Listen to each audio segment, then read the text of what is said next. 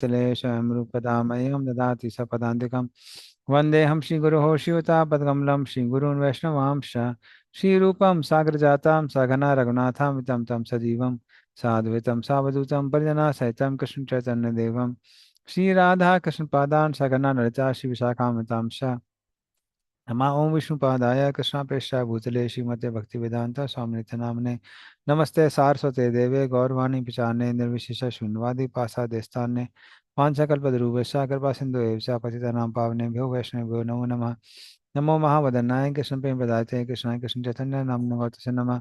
हे कृष्ण करुणा सिंधु दीनबंधु जगतपते गोपस गोपिकाकांत राधाकांत नमस्ते सप्तकांचन गौरांगी श्री राधे वृंदावनेश्वरी विश्वभानुसुते देवी प्रणमामि हरिप्रिये निवासाय नित्य परमात्मने बलभद्र सुभद्राभ्याम जगन्नाथाय च नमः। जय श्री कृष्ण चैतन्य प्रभु नित्यानंद श्री अद्वैत गदाधर शिवसदि गौर भक्तवृंद हरे कृष्णा कृष्ण कृष्ण हरे हरे हरे राम राम राम हरे हरे।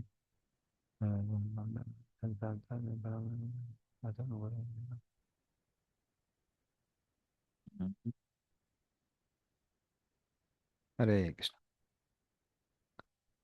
यस सुमित चेतन प्रभु।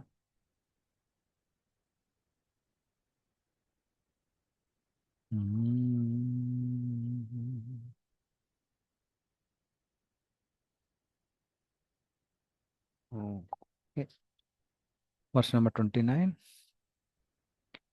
तमेवानपि धीयन्ते लोका भूरदयस्त्रयः निशायाम् अनुवृत्तायां विर्मुक्त Shashi भास्करम।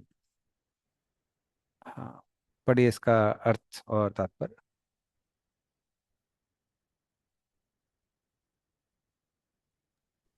When the night of Brahma ensues, all the three worlds are out of sight, and the sun and the moon are without glare, just as in the due course of an ordinary night. Purport by His Divine Grace Srila Prabhupada.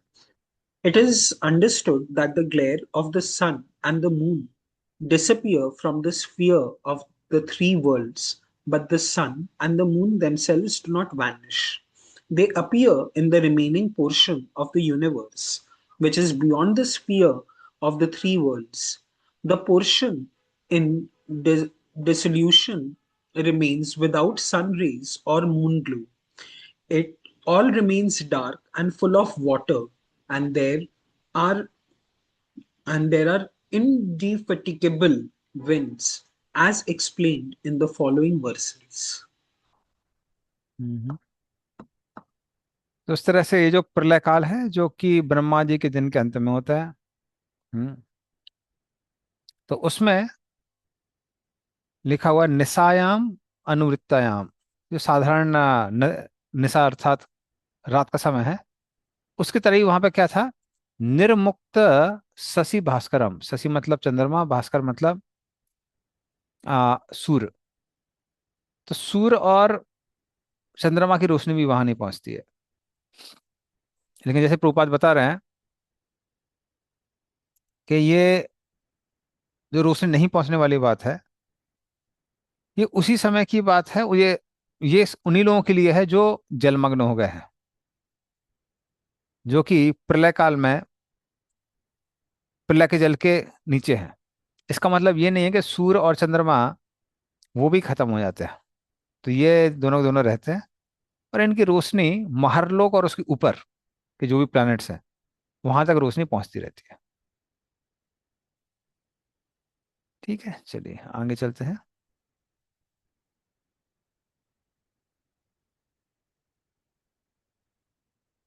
त्रिलोक्यां दह्यमानायां शक्त्या संकर्षणागिना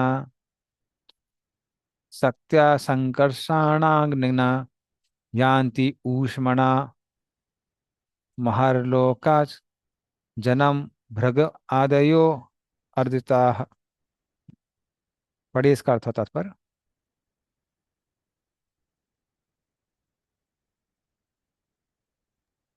The devastation takes place due to the fire emanating from the mouth of Sankarshan, and thus great sages like Brigu and other inhabitants of Maharloka transport themselves to Janaloka, being distressed by the warmth of the blazing fire which rages through the three worlds below. हम्म। तो fifth canto में इसका और भी detail आता है कि भगवान संकर्षण पूरे ब्रह्मा जी के दिन में प्रतीक्षा करते रहते हैं कि कब इस ब्रह्मांड के लोग भगवान के भक्त बनेंगे। पर वेट करते करते करते करते जब लोग भक्त नहीं बनते हैं, या कुछ ही लोग बनते हैं, ज्यादा लोग नहीं बनते हैं, तो उनका गुस्सा बहुत बढ़ जाता है। और गुस्से की वजह से उनके मुंह से अग्नि निकलने लगती है। तो ये अग्नि पाताल लोक से चालू होती है और स्वर्ग लोक तक जाती है। और जो महर लोक में यान्ति उष्मणा महर लोकाज, तो जो महर लोक के लोग हैं उनको उष्मणा अर्थात वो गर्मी महसूस होती है। तो उन तक अग्नि नहीं पहुंची अभी तक, लेकिन नीचे की अग्नि की जो गर्मी है वो उन तक पहुंचती है। तो उसी वजह से वो लोग क्या करने लगते हैं, जन्म भृगु आदि आर्दिता। तो भृगु आदि जो मुनि है, हम्म, वो लोग जनलोक चले जाते हैं उसके ऊपर। तो जनलोक तपलोक, तो स्वर्गलोक में जनरली गृहस्थ लोग जो अच्छे से वर्णाश्रम धर्म पालन करते हैं वो स्वर्ग लोग जाते हैं। जो वानप्रस्थ होते हैं वो महर लोग जाते हैं। ब्रह्मचारी लोग जनलोक जाते हैं, ये जनलोक और तपलोक जाते हैं। और जो सन्यासी वगैरह है वो सत्य लोग जाते हैं। तो ये लोग ऊपर के लोकों में चले जाते हैं क्योंकि गर्मी बहुत ज्यादा हो जाती है। ठीक है, आगे चलते हैं नेक्स्ट श्लोक में।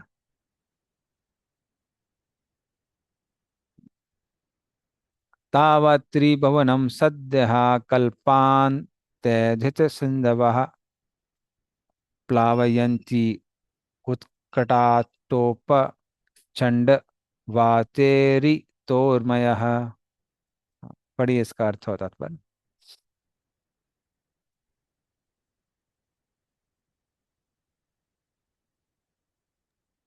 At the beginning of the devastation, all the seas overflow and the hurricane winds blow very violently. Thus, the waves of the seas become ferocious, and in no time at all, the three worlds are full of water. Purport.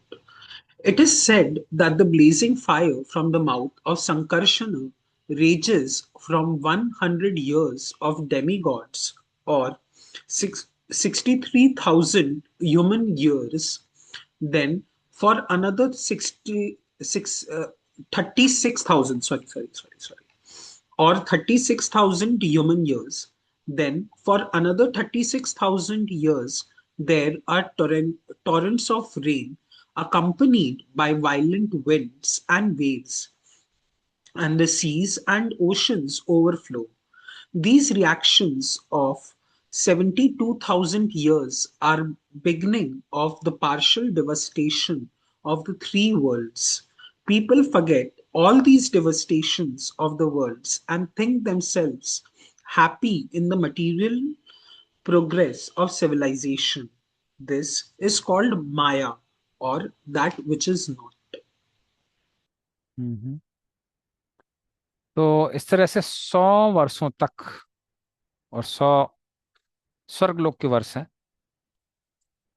क्या होता है यहाँ से, भगवान संकर्षण के मुंह से जो अग्नि निकल रही है जिसको सांकर्षण कहते हैं, और जिसमें से 11 रुद्र निकलते हैं, तो ये सब स्वर्गलोक तक सब कुछ जला के राख कर देते हैं। ऊपर से सूर्य जो भी है, सूर्य का टेम्परेचर भी बहुत ज्यादा बढ़ जाता है, 10 टाइम्स 100 टाइम्स बहुत ज्यादा बढ़ जाता है। तो उस तरह से सब कुछ नष्ट हो जाता है। और जो भी जल था वो किसमें बदल गया है, वो परिवर्तित हो गया है बादलों में।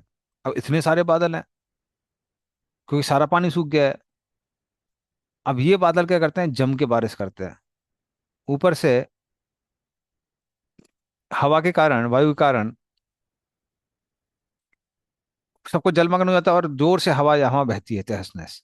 पर ऐसे तहस नहस चीजों को करती है कि प्रैक्टिकली संसार में कुछ बचता नहीं है, सब कुछ मिक्स होके एंड में सब पानी ही बन जाता है। जैसे आप किसी चीज को, कचरे को जलाइए, फिर उसको क्या कर दीजिए, उसको पानी में मिला दीजिए, तो ऑलमोस्ट डस्ट जैसा हो जाता है। अब जो बचा हुआ है, फिर से जलाइए, फिर से उसको करिए, तो ऐसे करेंगे बार बार, तो अल्टीमेटली सब कुछ कैसा हो जाएगा, सब कुछ पानी में ही मिल जाएगा। तो इस तरह से सब कुछ पानी में बदल जाता है। ओके, चलिए आगे चलते हैं।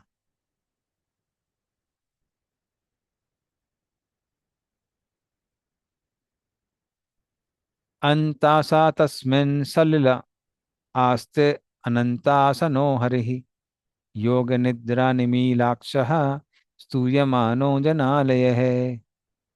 हाँ, पढ़िए इसका अर्थ होता पर।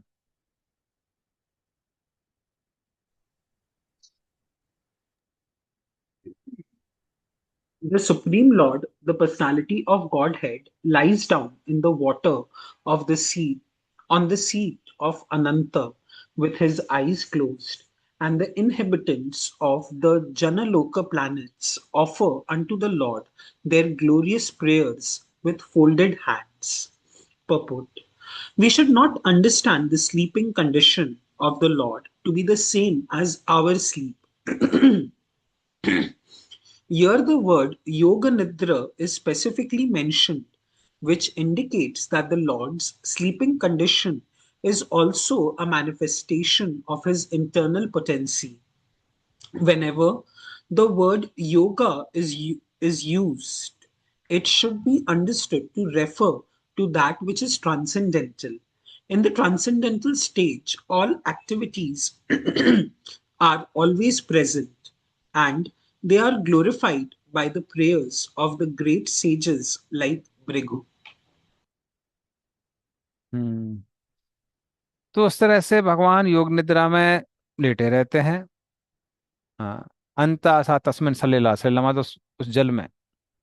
आस्ते अनंत आसनो हरि, तो अनंत आसन, अनंत देव में वो आराम से भगवान हरि लेटे रहते हैं। और योग निद्रा निमीलाक्षः, और इस तरह से योग निद्रा में लेटे रहते हैं। और वहां क्या चल रहा है, स्तूयमानो जनालय, तो जनलोक के जो वासी जनालय है वो स्तव करते हैं, अर्थात भगवान की को अलग अलग प्रार्थनाओं से उनकी प्रशंसा करते हैं। तो भगवान की बहुत सारी शक्तियां हैं। परा से सकते विदेव श्रूयते। हाँ, विमला, श्री, भू इत्यादि बहुत सारी शक्तियां हैं। और जो भगवान की पांचवी शक्ति है उसको योगा कहते हैं, योगा। तो ये जो पांचवी शक्ति है भगवान की, योगा, इसके द्वारा भगवान निद्रा लेते हैं, योग निद्रा।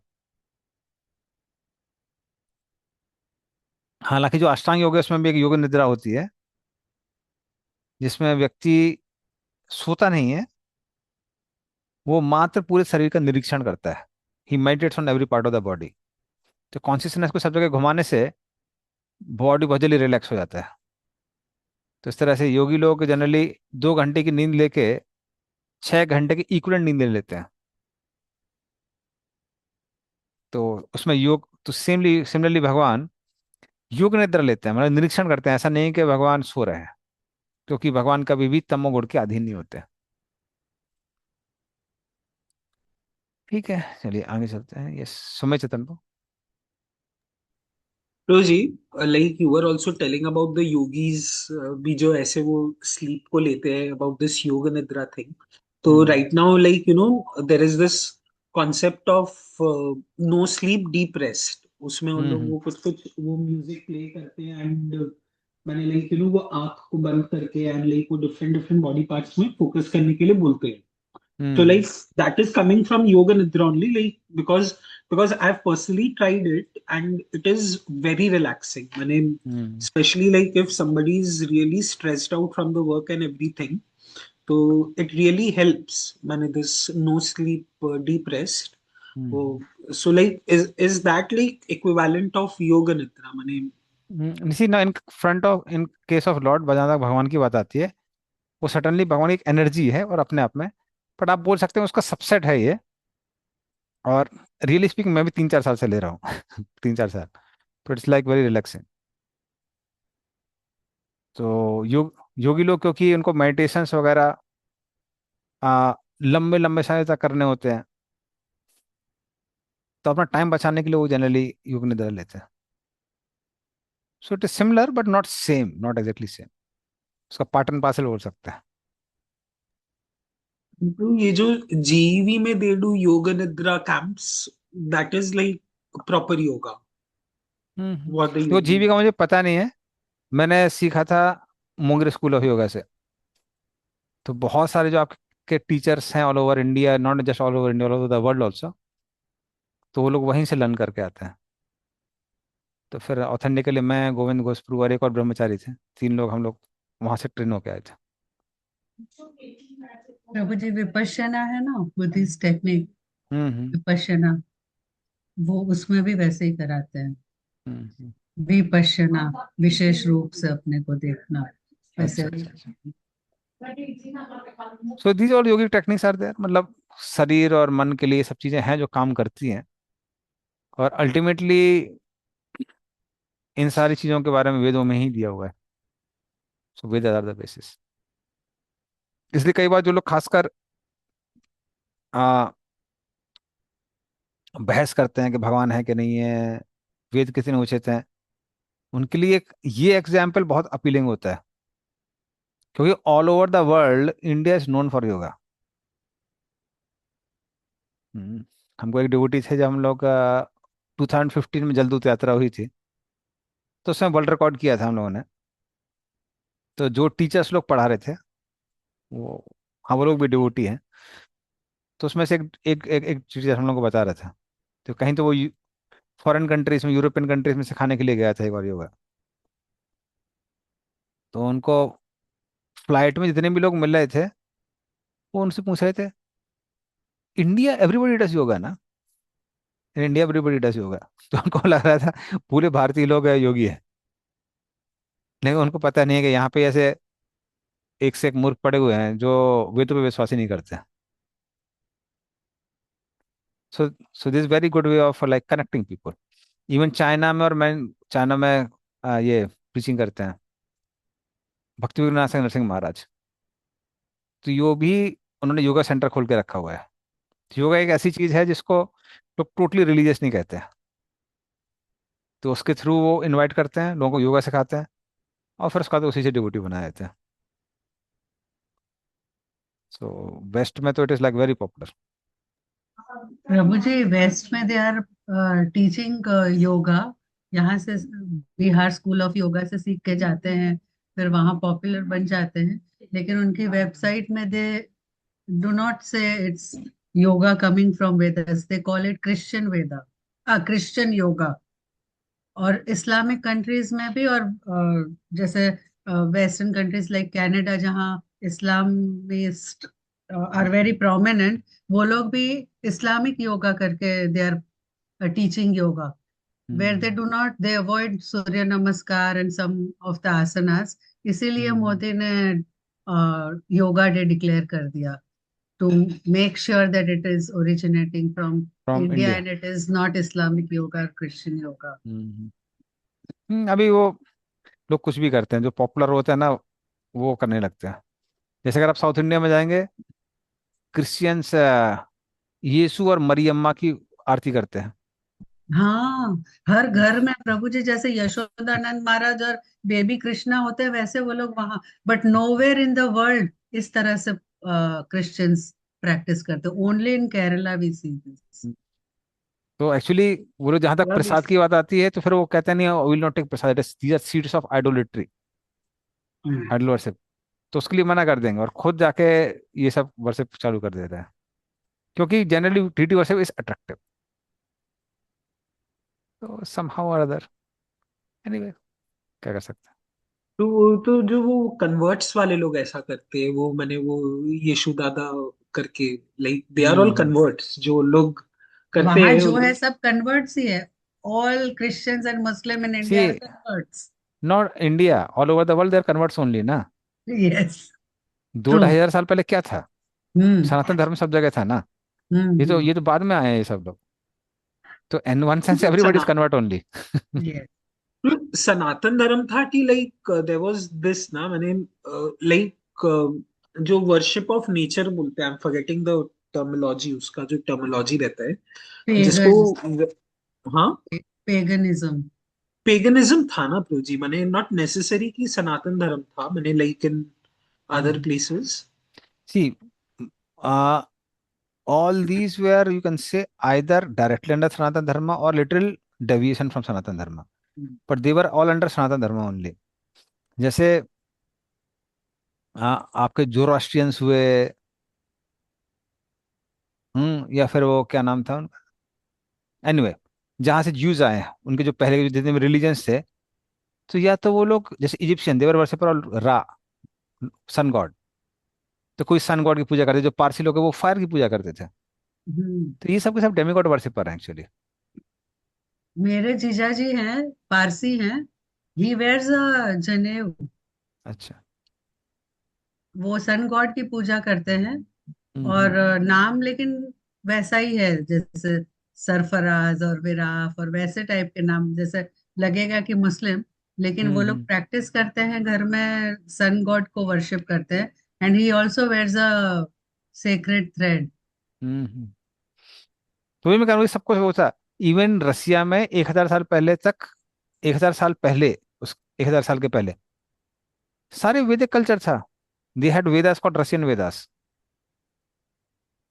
रसिया वर्ड ही ऋषि से आया हुआ है। भैया, ये हम्म। फेक दीजिए ना, समझ आया ये। इवन वहां पे जो नदी है, नदी में से उन्होंने विष्णु मूर्ति बहुत सारी एक्सकवेट की थी।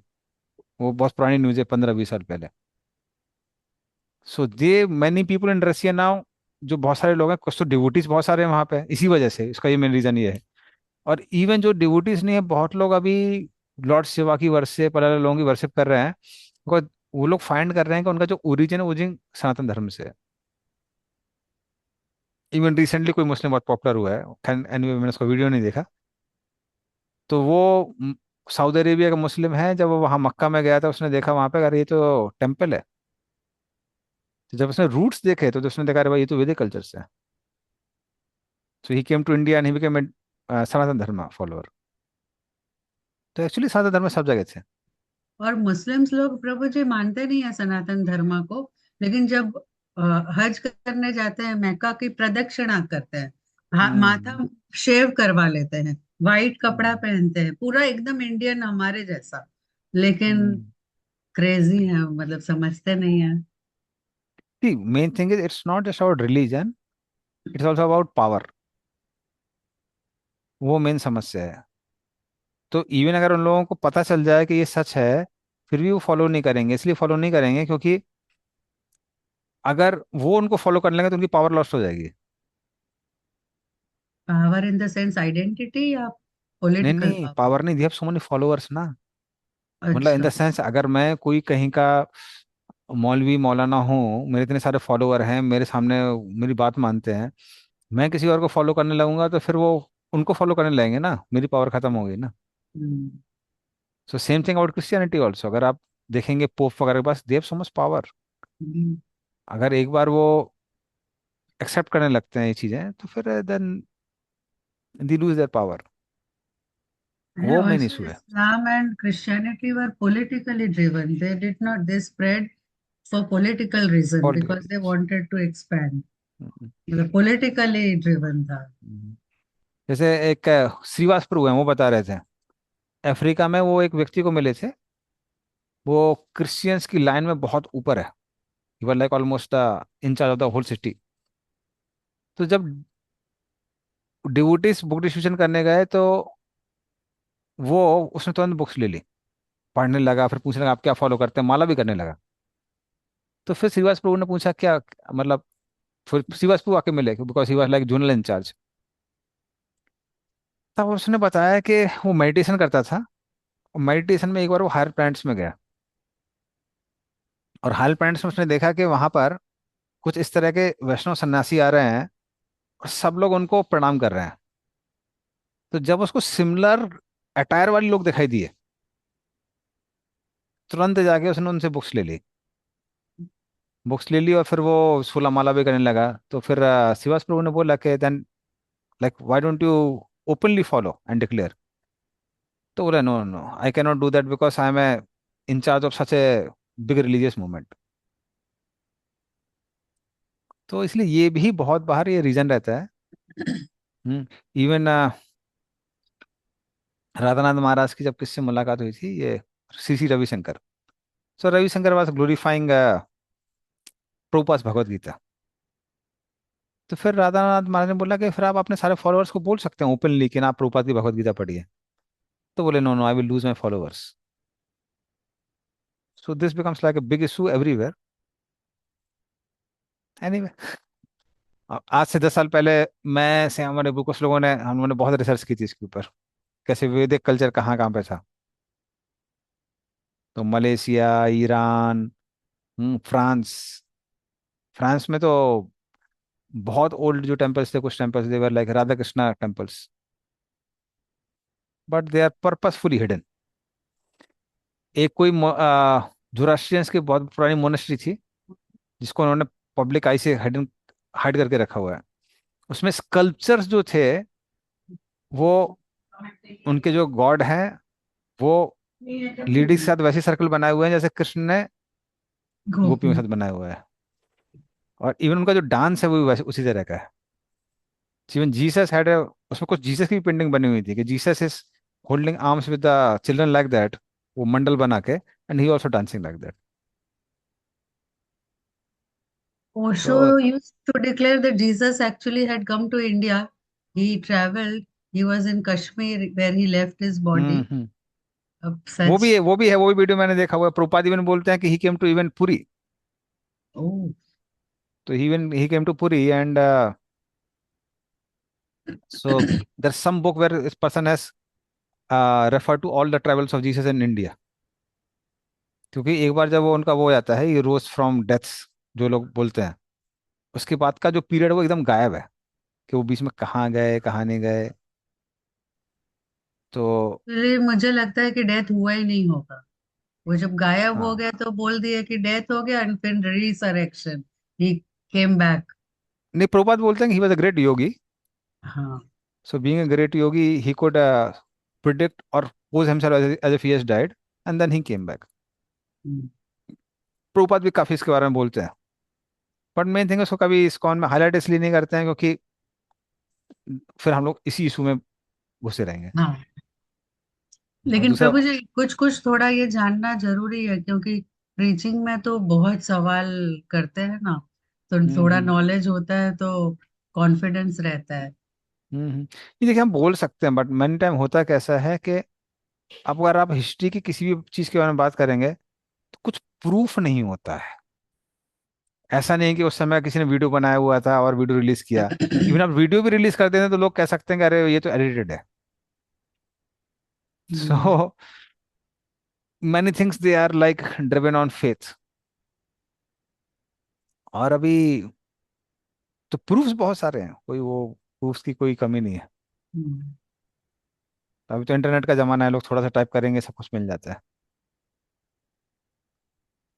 बट एनीवे चलिए. लेकिन प्रभु जी अगर थोड़ा दूसरा भी नॉलेज रहता है ना, तो जो ऑडियंस होता है उसको ऐसा नहीं लगता कि we are fanatic, or that we hmm. do not have any exposure to any other things, that we are hmm. just blinded by ISKCON's philosophy or Prabhupada's philosophy. They hmm. understand कि okay, we have explored other places also, hmm. so that helps.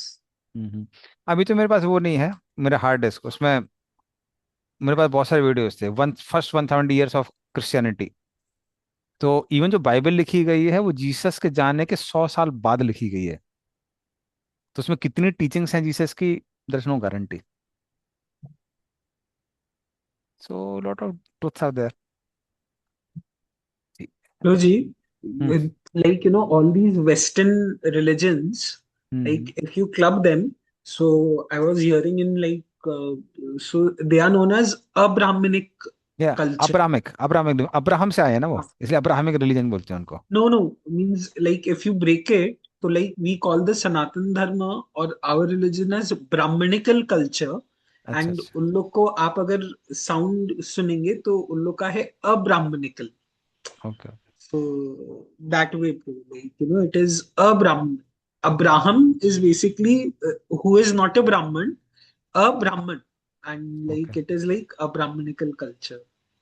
उस पर मैं touch नहीं करूंगा क्योंकि जो नंदनंदनपुर ने बहुत सारी बुक्स लिखी हुई हैं. बट कैसा है कि कई डिवोटीज बोलते हैं कि नहीं नहीं नहीं, इसमें बहुत सारी चीजें स्पेकुलेशन है, कुछ बोलते हैं सही है. और नंदनंदन को ऑफ कोर्स बाद में गवर्नमेंट ने रिकॉग्नाइज किया, एंड ही गॉट, कौन सा होता है, पद्म। पद्मश्री, हाँ पद्मश्री। पद्मश्री, पद्मश्री वो तो पद्मश्री का जिन्होंने अवार्ड। फ्लोरा हाँ और फोना के ऊपर ये प्रूव किया ना कि हमारे शास्त्र में माइथोलॉजी नहीं है। नहीं नहीं, वो जैसे नहीं है। एक नंदनंदनपुर है। अच्छा। हाँ, और नंदनंदनपुर ने बहुत सारी बुक्स लिखी हुई हैं उसके ऊपर, उनकी पूरी वेबसाइट भी थी जिसमें उन्होंने, he was the first person to tell that Taj Mahal was not a, Taj Mahal वो नहीं था, शाहजहां का बनाए उन्हें वो मंदिर है, ताजो महल है। तो ये नंदनंदनपुर ने आज से कितना, 2004 में उनकी वेबसाइट में मैंने तब देखा था, ये आज की बात नहीं है। तो उसमें पूरे एकदम टोटल प्रूफ थे उनके, कुतुब मीनार भी जो मंदिर है तो उसके उनके पास प्रूफ थे। कुतुब मीनार का तो प्रूजी, जैन इफ यू गो इन मंदिर। दैट कुतुब कॉम्प्लेक्स तो वहां पे बोर्ड लगा हुआ है। मैंने कुतुब मीनार के लिए तो देर इज नो डाउट कि मैंने like hmm. In this complex these many Jain temples were there, these many Hindu temples were there. So वो कुतुब हम्म। मीनार कॉम्प्लेक्स में तो बोर्ड लगा हुआ है। और एंड टूटी हुई डिटीज है वो मैंने खुद भी देखी आंखों से। कुतुब मीनार तो कुतुब खुद मैंने देखी हुई है।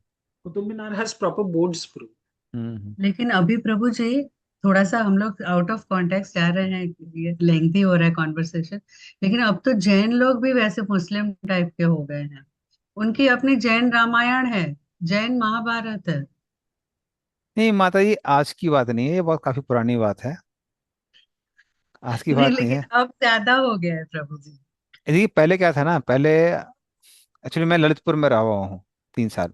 कहाँ? ललितपुर करके एक जगह है झांसी के साउथ में, वहाँ की पॉपुलेशन में ऑलमोस्ट 70% जैन्स है। तो उसके बारे में काफी डिटेल मेरे को पता है। वो लोग पहले क्या करते थे, आपके जो मुनि महाराज वगैरह होते हैं, और फिर सिमिलरली वो दीदी वगैरह जो भी होती हैं, लेडीज होती हैं, उनको ही वो लोग ये सारी चीजों का एक्सेस दे देते हैं। लेकिन अभी रिसेंटली क्या हुआ है, आज से आप 10 साल पहले कह सकते हैं, अब मुझे नाम याद नहीं आ रहा उनका, तो वो लोग कुछ लोग हैं जो अब उसको पब्लिक कर रहे हैं, they are make it public. तो पब्लिक होने की वजह से वो चीज़ें ज़्यादा पॉपुलर हो गई हैं, वरना वो पहले से थी। हम लोग तो नीचे रहते थे, हमारे मकान मालिक ही जैन थे, तो वो लोग ऊपर रहा करते थे। और दे वुड, जब उनके कुछ ये सब आते थे मुनि वगैरह, दे वुड ब्लास्फेम कृष्णा। हम्म। तो हम लोग को सुन के बहुत गुस्सा आती थी, हम लोग नीचे रहते थे तो हम लोग को बहुत गुस्सा आता था। तो उनकी खुद की रामायण है, खुद की महाभारत है। और भगवान राम को तो फिर भी वो अप्रिशिएट करते हैं, हनुमान जी को अप्रिशिएट करते हैं, हनुमान जी को कहते हैं वो तीर्थंकर है, हनुमान भगवान राम को कहते हैं वो स्वर्ग तक है। कृष्ण को क्रिटिसाइज करते हैं, सुपर क्रिटिसाइज करते हैं। सो ये अभी से नहीं है, ये बहुत पहले से। क्रिटिसाइज के साथ साथ ये भी बोलते हैं कि अभी तो वो नर्क में है, हाँ क्योंकि हाँ। लेकिन आगे वो तीर्थंकर बनेंगे। हम्म। सो उनकी डेस्टिनी डिसाइड करते हैं। हम्म सो एनीवे, अगर आपको दिखेगा तो उतना कुछ लॉजिकल दिखता नहीं है उसमें, लेकिन क्योंकि जनरल पब्लिक प्रभु जी जो जैन हैं, वो लोग को समझ में नहीं आता कि जैन रामायण कैसे हो सकती है या जैन महाभारत। इतने मतलब बुद्धू हैं। देखिए जहां तक रिलीजन की बात आती है, बहुत कम लोग हैं जो लॉजिक से बात करते हैं। इवन मैंने देखा हुआ है, जो बहुत इंटेलेक्चुअल लोग भी होते हैं, कई बार वो काफी फनेटिक हो जाते हैं when रिलीजन की बात आती है। और ये सिर्फ जैनिज्म के साथ नहीं है, प्रैक्टिकली आप देखेंगे ऑलमोस्ट सारे रिलीजन के साथ में है। सिर्फ हम लोग इस्कॉन में यहाँ पर हैं जहाँ पे हम लोग चीज़ों को वो करके कंपेयर करके और इतना बात करते हैं। एंड इवन सनातन धर्म काफ़ी ओपन है, बट बाकी धर्म में ऐसा नहीं है। उनकी अपनी हिस्ट्रीज हैं, अपने कुछ कुछ चीज़ें हैं, कुछ कुछ ग्रंथ हैं, और वो लोग उसको सर्वोपरि मानते हैं। अभी तो रिसेंट की बात है कि साईं बाबा का वो आ गया है, उन्होंने अपना साई रामायण और साई महाभारत और साई मंत्र और any book they saw, even DYY से जो है डिस्कवर सेल्फ में, सारे कृष्ण के नाम हटाकर उन्होंने सब साई साई डाल दिया है। वो बुक्स भी वो लोग बेच रहे हैं। So what to do. I have read this Jain Ramayana when I was young. मैंने, ओके। बिकॉज हम लोग के घर पे my grandmother used to read, तो इतना मोटा है। So it is like almost 70-80% एकदम सेम है। अराउंड 20-30% उसमें चेंज किया हुआ है। तो आई हैव एक्चुअली रेड वो जैन रामायण जो है पूरा, मेरा वो पूरा रीड किया हुआ है। ओके। और हमारे जो जैन मुनि होते हैं, वो लोग बनारस भी जाते हैं वैदिक स्टडीज के लिए।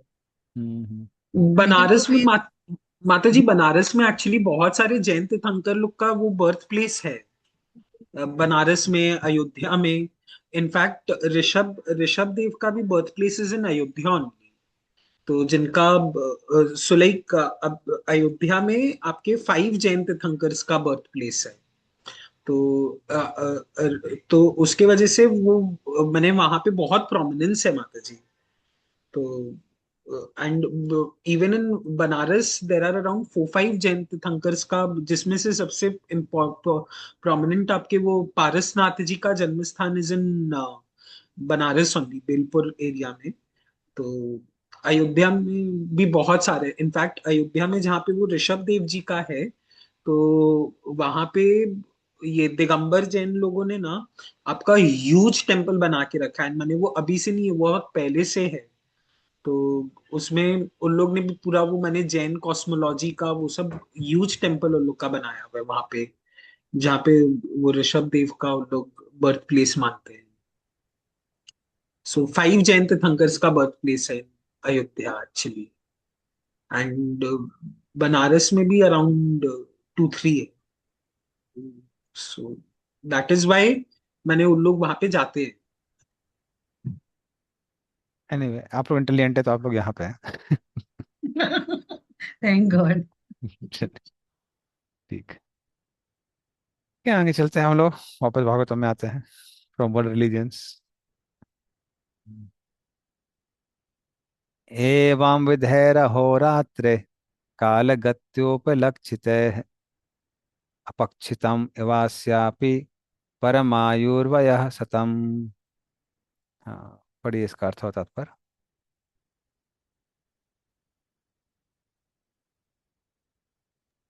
कोई भी Let इंग्लिश में पढ़ सकता है। हाँ। it. Thus, the process of exhaustion of the duration of life exists for every one of the living beings, including Lord Brahma. One's life endures for only 100 years in terms of the times in the different planets. Purport. Every living being lives for 100 years in terms of the times in different planets for different entities. These 100 years of life are not equal to every case, not equal in every case. The longest duration of 100 years belongs to Brahma, but although the life of Brahma is very long, it expires in the course of time. Brahma is also afraid of his death, and thus he performs devotional service to the Lord just to release himself from the clutches of illusory energy. Animals, of course, have no sense of responsibility, but even humans who have developed a sense of responsibility while away their valuable time without engaging in devotional service to the Lord. They live merely unafraid of impending death. This is the madness of human society. The madness has no responsibility in life.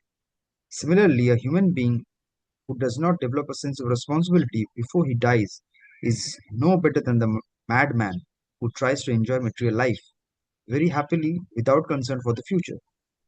It is necessary that every human being is every human being be responsible in preparing himself for the next life, even if he was even if he has a duration of life like that of Brahma, the greatest of all living creatures within the universe.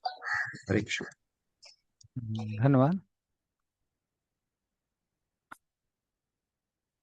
तो ब्रह्मा जी का जो जीवन है वो भी कैसा होता है, वो भी खत्म हो जाता है। अपक्षितम एवास्यापि, तो वो भी खत्म हो जाता है। जैसे कि ब्रह्मा जी ऑलरेडी 9वें अध्याय में ब्रह्मा जी ने बोला था, यस्माद् बिभेमि अहम अपि द्विपरार्ध धिष्ण्यः अध्याचिता सकल लोक नमस्कृतम यत् तेपे तपो बहु सवो अवृत्य समानस तस्मै नमो भगवते अधमकाय तुभ्यम। तो वो कहते हैं कि मैं भी काल से डरता हूँ, भले ही मैं ब्रह्मलोक में स्थित हूँ। तो वो ब्रह्मलोक जिसको सारे के सारे लोकपाल क्या करते हैं, प्रणाम करते हैं, पर वो भी क्या है, वो भी काल के अधीन ही है। तो वो कहते हैं कि इसलिए मैं भी यज्ञ करता हूँ। और इस तरह से शुद्ध भक्ति के द्वारा जो यज्ञपति हैं भगवान विष्णु, उनको प्रणाम करता हूँ। तो ब्रह्मा जी की आयु इतनी ज्यादा है, फिर भी वो क्या करते हैं, इंद्रिय तृप्ति में समय व्यर्थ नहीं गंवाते हैं, लगातार भगवान की पूजा करते रहते हैं। लेकिन उसकी तुलना में अगर देखा जाए तो मनुष्यों का की आयु तो बहुत कम है, बहुत छोटी है। लेकिन आश्चर्य की बात है कि फिर भी वो क्या करते हैं, भगवान की पूजा नहीं करते हैं। और इसी वजह से ये सारा एपिसोड बताया गया है काल का, बताने के लिए कि मनुष्यों का जब जीवन इतना छोटा है तो कम से कम उनको भक्ति और वैराग्य को उत्पन्न करने के लिए परिश्रम करना चाहिए। कि अगर ब्रह्मा जी कर रहे हैं जिनकी इतनी लंबी आयु है, तो मनुष्य का जीवन तो बहुत छोटा है, तो उनको तो करनी ही चाहिए। So that is the whole purpose, जो भी अभी बताया जा रहा है उसका ये मेन पर्पस है। ठीक है, चलिए आगे चलते हैं।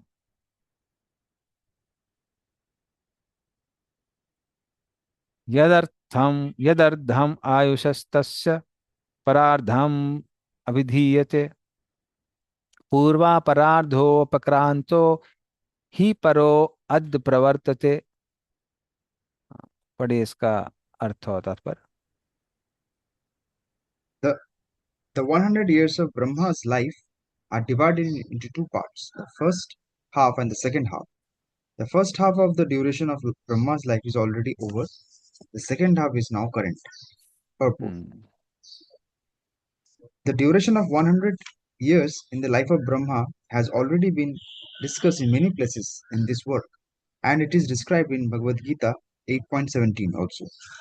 50 years of life of Brahmas are already over, and 50 years are yet to be completed. Then for Brahma also death is inevitable. हम्म तो इस तरह से ब्रह्मा जी का जीवन भी क्या है, परार्धम अभिधीयते, दो पदार्थ का बना हुआ है। तो पूर्वा परार्धो अपक्रांतो, एक परार्ध मतलब 50 ईयर्स ब्रह्मा जी के पास हो चुके हैं। ही अपरो अध प्रवर्तते, और जो दूसरा है वो जस्ट चालू हुआ है, मतलब ब्रह्मा जी 50 साल के हैं। तो इस तरह से ब्रह्मा जी का जीवन भी कैसा है, सीमित है, इटर्नल नहीं है। नेक्स्ट में चलते हैं, नेक्स्ट श्लोक में।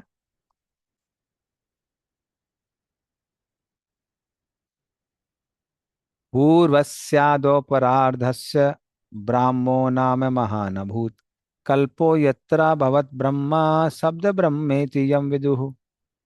हाँ, पढ़िए इसका अर्थ और तात्पर्य।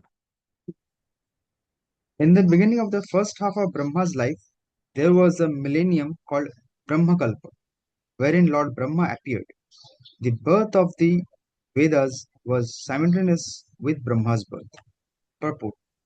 According to Padma Puran, Prabhasa Khand, in 30 years of Brahma, many kalpas have take place, such as the Varaha Kalpa and Pitrikalpa. 30 days make 1 month of Brahma, beginning from the full moon to the disappearance of the moon. 12 such months complete 1 year, and 50 years complete one paratha, parartha, or one half of the duration of life of Brahma. The Svetavaraha appearance of the Lord is the first birthday of Brahma. The birthday of Brahma is in the month of March, according to Hindu astronomical calculation. This statement is reproduced from the explanation of Srila Vishwanath Chakravarti Thakur. Hare Krishna. हम्म तो विश्वनाथ ठाकुर लिखते हैं कैसे प्रभास खंड में ब्रह्मा जी के 30 दिनों का वर्णन आता है। तो प्रतिपद तिथि से वो चालू होता है और अमावस्या में खत्म होता है। तो जो पहला ब्रह्मा जी का दिन है, आ, या फिर ब्रह्मा जी का जो महीने का जो दिन होता है वो स्टार्ट होता है श्वेत वराह कल्प से और एंड होता है पितृकल्प में। तो इस तरह से ब्रह्मा जी का एक महीना है, और ये महीना 12 बार जब रिपीट होता है तो 1 साल बनता है। और इस तरह से 50 वर्षों में एक परार्ध होता है, और 2 परार्ध में ब्रह्मा जी का जीवन होता है। तो जब ब्रह्मा जी का जस्ट जन्म होता है, उस पहले दिन का पहले परार्थ का नाम है ब्रह्मकल्प या फिर श्वेत वराह कल्प। तो ब्रह्मकल्प भी कहते हैं, शितवराकल्प भी कहते हैं। ब्रह्मकल्प इसलिए कहते हैं क्योंकि वो ब्रह्मा जी के जन्म की तिथि है। हम्म। और शुक्ल प्रतिपद जो होता है चैत्र महीने का, कहते हैं उस दिन ब्रह्मा जी का जन्म हुआ था। तो इसलिए आ, अपना जो कैलेंडर है उसके हिसाब से चलता है, वैष्णव कैलेंडर जो है वो उसके हिसाब से चलता है। दैट इज तो प्रो हिंदू न्यू ईयर ना, चैत्र शुक्ल पक्ष। एक मिनट, ये मार्च लिखा हुआ है ना, so March is the same time when we have this Gaur Purnima time Hindu, ना। हाँ नहीं, गौर पूर्णिमा और तो हिंदू न्यू यह ईयर अलग होता है। वैशाख, पोइला बोईशाख बोलते हैं ना। नहीं नहीं, पहला हाँ बैशाख तो बंगाली तो लोग का अप्रैल, होता है, वो अपना तो लोग अप्रैल हो का गया। इट 15 इज दिन अप्रैल। अपने लोग का चैत्र चैत्र शुक्ल पक्ष प्रतिपदा में ही तो हिंदू न्यू ईयर बोलते हैं, मैंने हिंदी वो हाँ, तो चैत्र शुक्ल पक्ष कौन सा दिन आता है? वो जैन, वो आपका फिक्स डेट नहीं है प्रो। ओके, नहीं नहीं नहीं, अभी इस साल कब आने वाला है? Is it not Gaur Purnima no after Gaur no, Purnima? 19 March. Okay, 19 March, मतलब after 15 19, days after Gaur Purnima. हाँ। ठीक है, ठीक। बंगाली कैलेंडर इज 15 डेज का डिफरेंस है, बंगाली कैलेंडर एंड हिंदू जो अपने कैलेंडर लोग। में। ओके ओके, मतलब हिंदू कैलेंडर के हिसाब से जो फर्स्ट डे है। Okay so that is the update of birthday of Brahma basically. Okay, but this is different from Vikram Samvat, जो विक्रम कैलेंडर चलता है, विक्रम संवत वाला। ये विक्रम संवत कैलेंडर ही है प्रॉब्ली। अच्छा अच्छा अच्छा अच्छा, ठीक है, ठीक। ओके, चलिए, I am poor in this इस चीज में मुझे वो जो एस्ट्रोलॉजर कैलकुलेशन है उतना ज़्यादा समझ में नहीं आता। हरी हरी, ठीक है, आगे चलते हैं नेक्स्ट श्लोक में।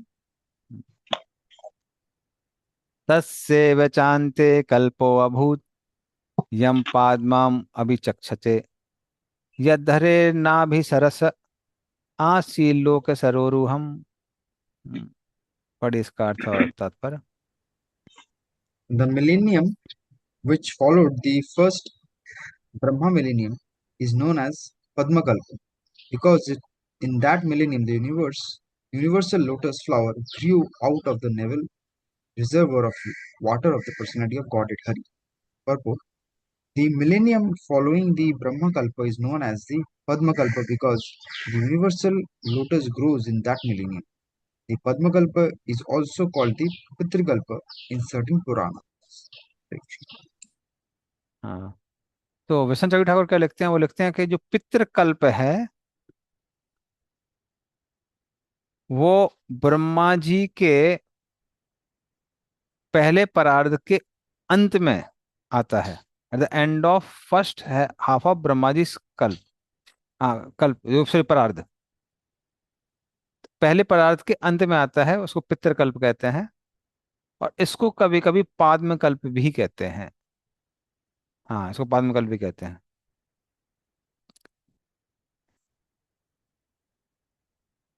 हम्म। और क्यों बोलते हैं? इसलिए बोलते हैं,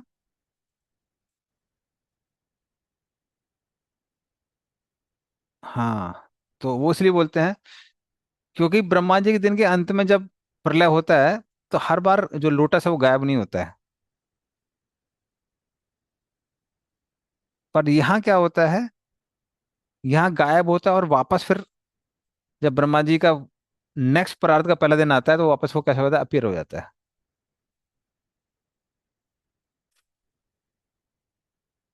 ओके, तो इसलिए इसको पाद्मकल्प भी कहा जाता है।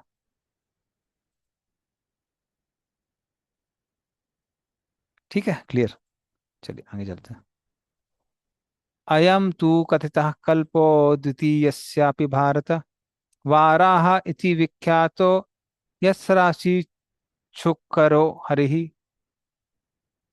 हाँ, पढ़िए इसका अर्थ और तात्पर्य। O descendant of Bharata, the first millennium in the second half of the life of Brahma is also known as the Varaha millennium because the personality of Godhead appeared in that millennium as the hog incarnation. Purport. The different millenniums known as the Brahma, Padma, and Varaha Kalpas appears a little puzzling for the layman. There are some scholars who think these kalpas to be one and the same. According to Srila Vishwanath Chakravarti, the Brahma Kalpa in the beginning of the first half appears to be the Padma Kalpa. We can, however, simply abide by the text and understand that the present millennium is in the second half of the duration of the life of Brahma. Hare Krishna. हाँ, तो पाद्मकल्प 50th year का last day था, और जो पहला दिन होता है उसको बोलते हैं वराह कल्प, क्योंकि वराह देव आ, इस कल्प में आए थे। ठीक है, तो ये विश्वनाथ ठाकुर का मत है।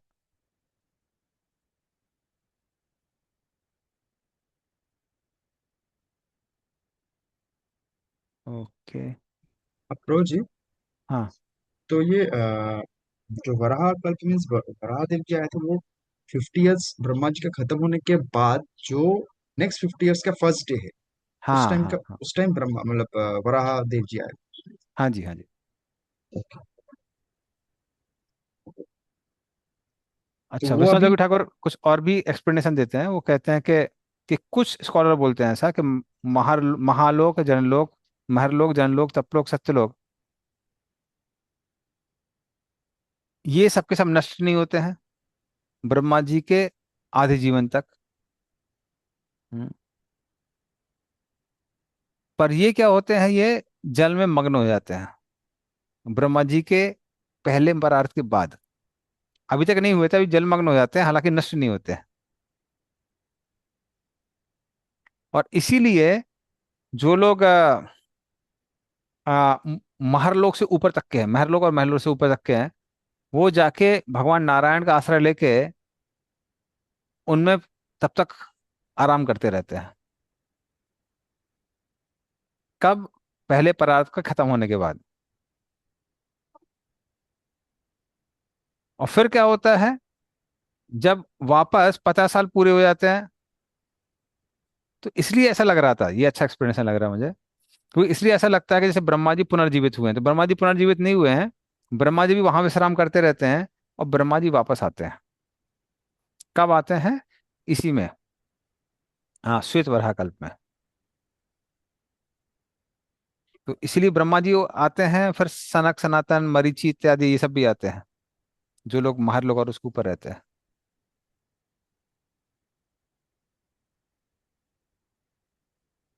ठीक है, तो इस तरह से कुछ लोग ये का ये मत है कि पद्मकल्प वराहकल्प एक है।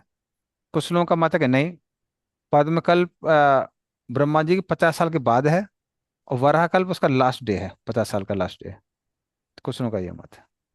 तो इस तरह से दो ओपिनियंस हैं इसके ऊपर। तो प्रभु जी अगर वो लास्ट डे में मतलब अगर वराहदेव जी आते हैं तो बलि महाराज तो वो रिसाइड करते हैं नीचे के प्लानिटरी सिस्टम में मीन्स हाँ यस बलि महाराज। तो वो हम्म। फिर पानी में वो मतलब वो नहीं है मतलब आई वो थिंक गिले नहीं हो गया? मतलब नहीं वो तो वो पानी तो वो भर चुके हैं ना तो लाइक तो वो पार्ट क्या नहीं नहीं, उसी देखिए, टाइम पे है। बलि महाराज तो आ, इस मनवंतर में आए हैं। अब समझ गए ना, इवन जो ब्रह्मा जी का जो पहला दिन चल रहा है, फर्स्ट डे चल रहा है, उसमें 14 मनु है। और 14 मनु में जो अपना 7वें मनवंतर चल रहा है अभी, 7वें मनवंतर के मनवंतर अवतार कौन है? वामन देव है। तो बलि महाराज की पूजा तो अभी रिसेंटली हुई है, जो अभी लीला हुई है, सॉरी पूजा बोला हूँ, जो लीला हुई है वो रिसेंट लीला है। और ये बात कब चल रही है? ये 7 मनवंतर पहले की बात चल रही है। उस समय बलि महाराज नहीं थे। ठीक है, चलिए। हम्म। कालोऽयं द्विपरार्ध्याख्यो निमेष उपचर्यते अव्याकृतस्यानन्तस्य हि अनादिर्जगतात्मनः। हरे कृष्ण प्रभु जी। जैसा कि ऊपर कहा जा चुका है, ब्रह्मा के जीवन के दो भागों की अवधि भगवान के लिए एक निमेष, एक सेकंड से भी कम के बराबर परिगणित की जाती है। भगवान अपरिवर्तनीय तथा असीम है और ब्रह्मांड के समस्त कारणों के कारण है। तात्पर्य: महर्षि मैत्रेय ने काल के विभिन्न मापों का परमाणु से लेकर ब्रह्मा की आयु की अवधि तक का पर्याप्त विवरण दिया है। अब वे अनंत भगवान के काल का कुछ अनुमान प्रस्तुत करने का प्रयास कर रहे हैं। वे उनके असीम काल का संकेत ब्रह्मा के जीवन के मानदंड द्वारा देते हैं।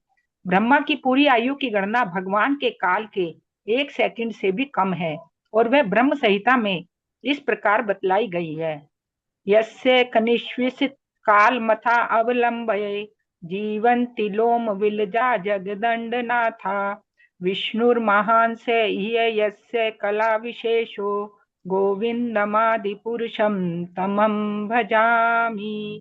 मैं समस्त कारणों के कारण भगवान गोविंद की पूजा करता हूँ, जिनका स्वांश महाविष्णु है। असंख्य ब्रह्मांडों के सारे प्रधान ब्रह्मागण उनके एक श्वास में लगने वाले समय की शरण ग्रहण करके जीवित रहते हैं। निर्विशेषवादी भगवान के स्वरूप पर विश्वास नहीं करते, अतः वे भगवान के शयन करने पर विश्वास नहीं करेंगे। उनका विचार अल्प ज्ञान से उत्पन्न है। वे हर वस्तु की गणना मनुष्य की क्षमता के रूप में करते हैं। वे सोचते हैं कि परमेश्वर का अस्तित्व सक्रिय मानव जीवन के सर्वथा विपरीत है। चूंकि मनुष्य के इंद्रियां होती हैं, अतः भगवान इंद्रिय अनुभूति से विहीन होगा। चूंकि मनुष्य के स्वरूप हैं, अतः परमात्मा स्वरूप से विहीन होगा। चूंकि मनुष्य सोता है, अतः सर्वोपरि को नहीं सोना चाहिए। किंतु श्रीमद् भागवत ऐसे निर्विशेषवादियों से सहमत नहीं। यहाँ पर स्पष्ट कहा गया है कि परमेश्वर योग निद्रा में शयन करते हैं, जैसा पहले कहा जा चुका है। चूंकि वे सोते हैं, अतः स्वाभाविक है कि वे सांस लेते होंगे और ब्रह्म संहिता इसकी पुष्टि करती है कि उनके श्वास लेने की अवधि में असंख्य ब्रह्मा जन्म लेते तथा मरते हैं। श्रीमद् भागवत तथा ब्रह्म संहिता में पूर्ण मतक्य है। नित्य काल कभी भी ब्रह्मा के जीवन के साथ नष्ट नहीं होता, यह चलता रहता है। किंतु पूर्ण पुरुषोत्तम भगवान को नियंत्रित करने की क्षमता इसमें नहीं है, क्योंकि भगवान काल के नियंत्रक हैं। आध्यात्मिक जगत में काल तो निसंदेह है, किंतु कार्यकलापों पर इसका नियंत्रण नहीं होता। काल असीम है और आध्यात्मिक जगत भी असीम है, क्योंकि वहां पर हर वस्तु परम स्तर पर विद्यमान रहती है। हरे कृष्णा प्रभु जी। धन्यवाद। तो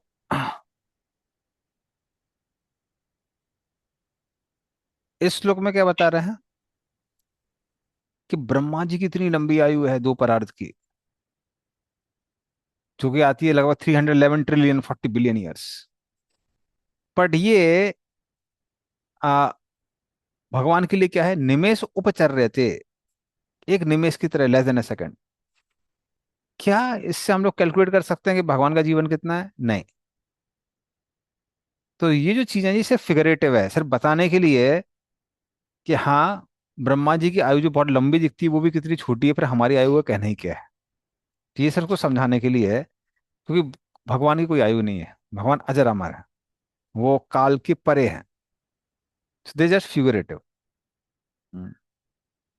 जैसे एक श्लोक हम लोगों ने पढ़ा था, दुराप ही अल्प तपसा सेवा वैकुंठ वर्तमसु यत्र यत्रोपगीयते में नित्यम देव देव जनार्दन। तो जिसने थोड़ी सी अगर तपस्या की है, तो उसको भगवान के महान भक्तों की सेवा करने का मौका नहीं मिलता है। इसका मतलब अगर बहुत तपस्या कर ली तो क्या मौका मिलेगा? नहीं। उसके लिए आध्यात्मिक पुण्य चाहिए। हम्म। उसी तरह से यहाँ सिर्फ तुलना की जा रही है समझाने के लिए कि जीवन कितना क्षणभंगुर है। इसीलिए छोटा सा जो टाइम का फैक्टर है, जिसको हम लोगों ने अणु बोला था, अणु त्रिसरणु ये सब चल रहा था, से एंड तक परमाणु महान चल रहा था। तो परमाणु से लेके वहां तक, परमाणु महान तक सारे समय को बताया गया है, और ब्रह्मा जी के जीवन की अवधि के बारे में बताया गया है। और ये सब बताने के बाद बताया जा रहा है कि ब्रह्मा जी का जो जीवन हमारी कैलकुलेशन के हिसाब से इतना बड़ा है, भगवान के लिए बहुत छोटा है। It is very very small.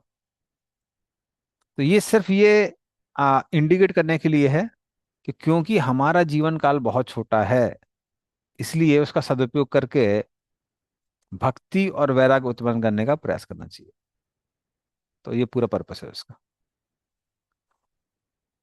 Okay, आगे चलते हैं हम लोग।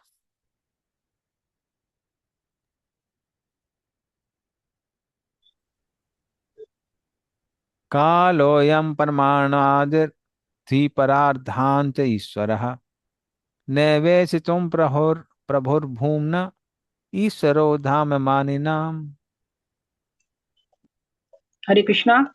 नित्य काल निश्चय ही परमाणु से लेकर ब्रह्मा की आयु के परार्धों तक के विभिन्न आयामों का नियंता है, किंतु तो भी इसका नियंत्रण सर्वशक्तिमान भगवान द्वारा होता है। काल केवल उनका नियंत्रण कर सकता है जो सत्य लोक या ब्रह्मांड के अन्य उच्चतर लोकों तक में देह में अभिमान करने वाले हैं। हरे कृष्णा प्रभु। धन्यवाद।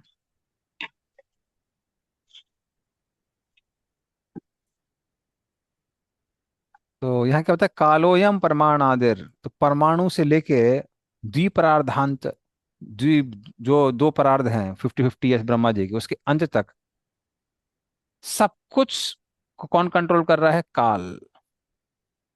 तो परमाणु से लेके ब्रह्मा जी के पूरे जीवन तक काल सबको नियंत्रित कर रहा है।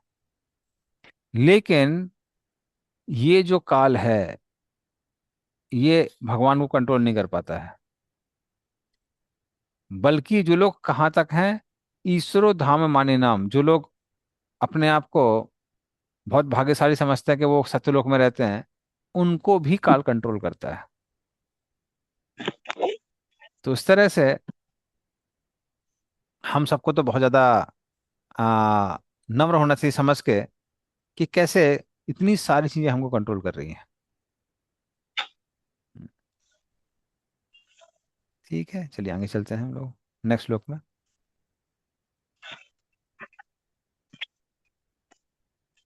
विकारे सहितो युक्ते विशेषादभिरावृतः आंडकोशो अयम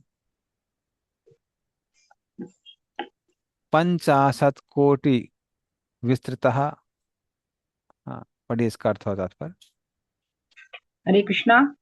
यह दृश्य भौतिक जगत 4 अरब मील के व्यास तक फैला हुआ है, जिसमें 8 भौतिक तत्वों का मिश्रण है, जो 16 अन्य कोटियों में भीतर बाहर निम्नवत रूपांतरित है। तात्पर्य, जैसा कि पहले कहा जा चुका है, संपूर्ण भौतिक जगत 16 विविधताओं तथा 8 भौतिक तत्वों का प्रदर्शन है। भौतिक जगत का वैश्लेषिक अध्ययन सांख्य दर्शन की विषय वस्तु है। 16 विविधताओं में 11 इंद्रियां तथा 5 इंद्रिय विषय आते हैं और 8 तत्व स्थूल तथा सूक्ष्म पदार्थ हैं, जिनके नाम है पृथ्वी, जल, अग्नि, वायु, आकाश, मन, बुद्धि तथा अहंकार। ये सभी परस्पर मिश्रित होकर संपूर्ण ब्रह्मांड में फैले हुए हैं, जो 4 अरब मील के व्यास में विस्तीर्ण है। हमारे अनुभव वाले इस ब्रह्मांड के अतिरिक्त अन्य असंख्य ब्रह्मांड हैं। इनमें से कुछ तो इस ब्रह्मांड से बड़े हैं और वे सभी एक समान भौतिक तत्वों के अंतर्गत एक साथ संपुंजित रहते हैं, जिनका वर्णन नीचे दिया हुआ है। हरे कृष्ण प्रभु जी। धन्यवाद।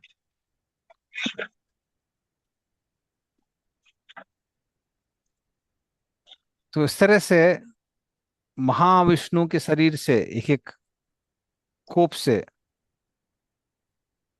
तो इतना सारा जो क्या निकलता है, ब्रह्मांड निकलता है। और खैर इसका एक और डिटेल आया, वो पढ़ के हम लोग उसको एक साथ डिस्क्राइब करते हैं, एक श्लोक और पढ़ लेते हैं, क्योंकि दोनों कनेक्टेड है। हम्म,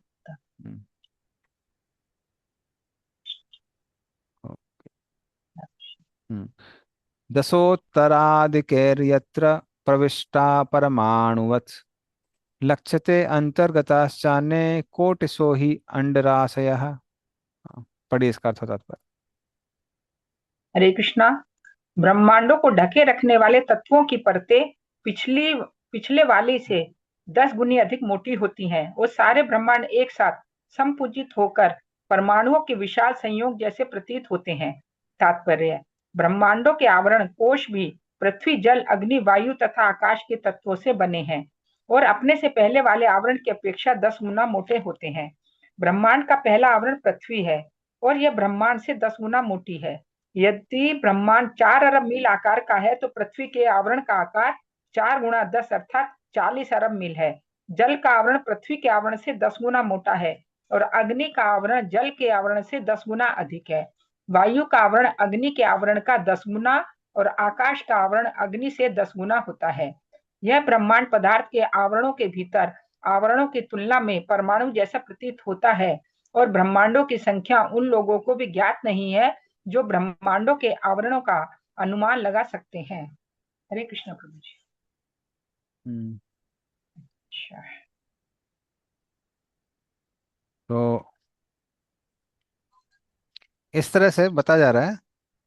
तो कैसे महाविष्णु के शरीर से एक एक, एक जो रोम छिद्र है उससे एक एक ब्रह्मांड निकलता है, और इसके अंदर 8 एलिमेंट्स हैं। हम्म, पृथ्वी, जल, वायु, अग्नि, आकाश, महातत्व, अहंकार, प्रकृति, और 6 ट्रांसफॉर्मेशन है। सॉरी 6 नहीं, 16 16 ट्रांसफॉर्मेशन है। तो 10 इंद्रियां हैं, 5 ज्ञानेंद्रिय, 5 कर्मेंद्रियां, फिर मन और 5 इंद्रियों के विषय। तो इस तरह से 24 हो जाता है, बेसिकली 16 + 8 24। तो ये सबके सब हैं। और बही विशेष आदि भी। हाँ, और उसका मेजरमेंट भी लिखा हुआ है। मेजरमेंट कितना लिखा हुआ है? 500 मिलियन योजनास। तो इतना इसका डायमीटर है। और फिर इसके ऊपर आवरण है बहुत सारे। तो पृथ्वी का है, पृथ्वी से ज्यादा, तो जितनी स्पेस है अंदर ब्रह्मांड की, उससे 10 गुना ज्यादा किसका है? पृथ्वी का है। पृथ्वी से 10 गुना ज्यादा जल का है। जल से 10 गुना ज्यादा अग्नि का है। अग्नि से 10 गुना ज्यादा वायु का है। वायु से 10 गुना ज्यादा आकाश का है। हम्म फिर नहीं, सॉरी, अभी ये आकाश नहीं आया। सिर्फ कहाँ तक आएगा? वायु तक। उसके बाद मन, बुद्धि, अहंकार। तो इस तरह से 10 10 करके लेयर्स हैं, 7 लेयर्स। और फिर उसके बाद में फिर आ जाती ब्रह्म ज्योति। पर ये भी सबका सब कहाँ समा जाता है? महाविष्णु के एक एक रोम छिद्र में समा जाता है। उसे हम समझ सकते हैं कि महाविष्णु का साइज क्या होगा। तो उसको समझाने के लिए पूरा बताया गया। ओके, तो ये 7 layers that cover the universe, उनके बारे में बताया गया। ठीक है। हाँ। प्रभु जी, हम्म जैसे ये नरसिंह मेहता या मीराबाई, ये लोग तो इतने भगवान के शुद्ध भक्त थे, तो हम्म। ये सब तो क्या वो लोग जानते थे ये सब इतना? हाँ, जैसे मीराबाई का नॉलेज, अब देखिए हम हर किसी से 100% नॉलेज, इवन हम जैसे हमने बताया शुद्ध भक्तों से भी एक्सपेक्ट नहीं कर सकते हैं। Hmm, but they may be having. क्योंकि एक चीज क्लियर है कि जब वो जीव गोस्वामी से बात करने आते हैं, जीव गोस्वामी भी सोचते हैं कि अरे भाई ये तो ऐसी भजन गाने वाली है, लेडी है, इसको क्या पता होगा। तो जीव गोस्वामी मना कर देते हैं, हम मिलेंगे नहीं क्योंकि हम कोई स्त्री से नहीं मिलते हैं। हम्म, तब वो सडनली जीव गोस्वामी से कहते हैं, अरे हमने तो सुना था कि एक वृंदावन ही। में एक ही पुरुष है, कृष्ण। अब नया पुरुष कहाँ से आ गया? तब जीव गोस्वामी को समझ में आता है कि नहीं, वो काफी फिलोसफिकल भी है। तब वो उनको बुलाते हैं, फिर उनसे बात करते हैं। तो उसको कई बार उतना हाईलाइट नहीं किया जाता है। तो इसका मतलब ये नहीं है कि उनको नॉलेज ना हो, ऐसा हो। It they may be having all this knowledge also. But this knowledge is not needed if you want to become a devotee. Devotee may have this knowledge, but this is not compulsory. हाँ, this not compulsory, this not compulsory, लेकिन अगर उनको ये knowledge दी गई तो वो लोग interested होंगे। क्यों होंगे? क्योंकि ये भगवान के बारे में है। Okay. तो मेरा भाई भले ही पर्सनली अब उनके सॉन्ग्स में उतना फिलोसफी नहीं सुनेंगे, खासकर इस तरह की फिलोसफी की बात कर रहे हैं हम लोग, सृष्टि वगैरह की हम्म, सबकी। लेकिन मीराबाई के बारे में एक चीज पॉपुलर थी कि उनको एक चीज बहुत पसंद थी कि वो जगह जगह जाके साधुओं से सुनती थी। जैसे भक्ति सिद्धांत सती ठाकुर के गार्डन में एक डिवोटी था, उसको लिखना पढ़ना भी नहीं आता था उसको। तो भक्ति सिद्धांत सती ठाकुर ने उनसे बहुत सारे क्वेश्चन पूछे, फिलोसफिकल अच्छे डीप क्वेश्चन। सबके एक एक करके उन्होंने उत्तर दे दिए। तो भक्ति सरस्वती ठाकुर चौंक गए, वो बोले अरे तुमको तो पढ़ना लिखना नहीं आता है। तो वो कहते हैं पढ़ना लिखना नहीं आता, सुनना तो आता है, I know how to hear. तो जब भी वो वहां पे वो कटिंग करते थे, वहां भागवतम क्लास चल रही होती थी, वो भागवतम क्लास को बहुत ध्यान से सुनते थे। सिमिलरली गोकुल से बाबा जी महाराज के बारे में बोलते हैं कि उनको लिखना पढ़ना नहीं आता है, बट उनकी अगर आप जीवनी पढ़ेंगे तब पता चलेगा कि अरे नहीं ऐसा नहीं है, उनकी नॉलेज बहुत ज्यादा है। कैसे वो लोगों को डांटते हैं, कैसे वो करते हैं, उसे समझ में आता है he had all the knowledge. तो किस डिग्री पे, किस फील्ड में कितनी नॉलेज पता है, वो जब तक हम उनसे नहीं पढ़ेंगे हमको पता नहीं चलेगा। तो प्रिडिक्ट करना मुश्किल है। और कई बार उन चीज़ों को उतना हाईलाइट नहीं किया जाता है, उसका रीज़न ये है कि कॉमन लोग को वो समझ में आएगा ही नहीं। जनरली उन चीज़ों को उतना हाईलाइट नहीं किया जाता है। ठीक है। मेरा प्रश्न इसलिए था कि मुझे बहुत ये सब डिफिकल्ट लगता है। हाँ बट इसका अभिप्राय अगर हम लोग समझेंगे तो फिर इतना ज़्यादा डिफिकल्ट नहीं लगेगा। हम्म, अल्टीमेटली अभिप्राय यही है, क्योंकि जितना हम इन चीज़ों में ड्वेल करेंगे, एक तो हमको पता चलेगा भगवान कितने महान है, और हमको पता चलेगा हम लोग कितने इंसिग्निफिकेंट है, कितने तुच्छ हैं। तो इंटेलिजेंस को ट्रेन करने के लिए ये विद्या बहुत इंपॉर्टेंट है। तो उस तरह से जैसे हम लोग चीज, जैसे हमारा इंटेलिजेंस ट्रेन होता है, हम दुनिया को भी वैसे ही देखते हैं। तो इसलिए इंपॉर्टेंट है। यस, सुमे चेतन को।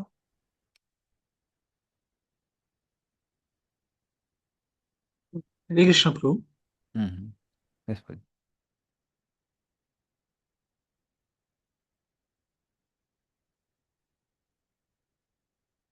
लगता है उनका वो आपका इंटरनेट। मल्टीपल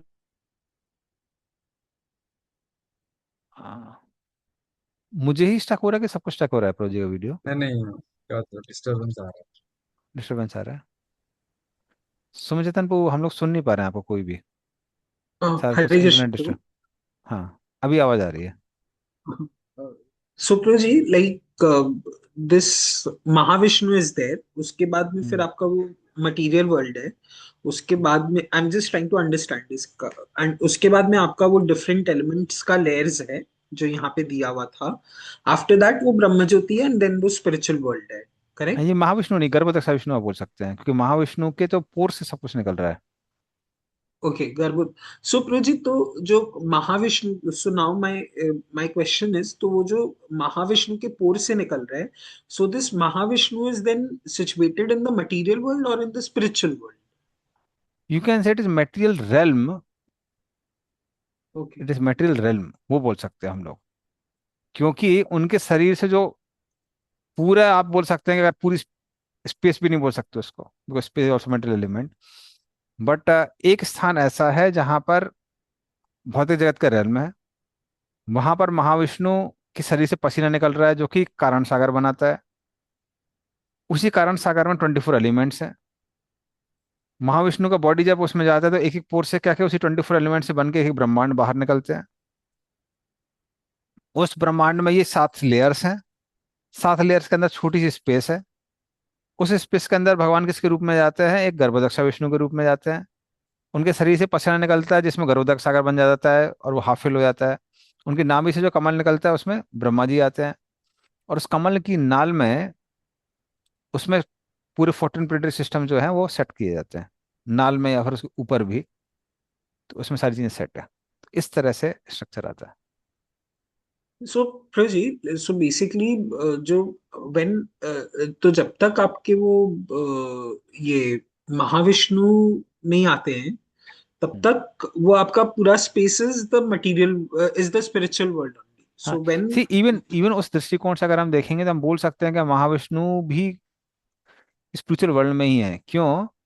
क्योंकि ये 7 लेयर्स की वजह से ब्रह्म ज्योति अंदर पेंट्रेट नहीं कर पाती है, इसलिए ब्रह्मांड के अंदर अंधकार है।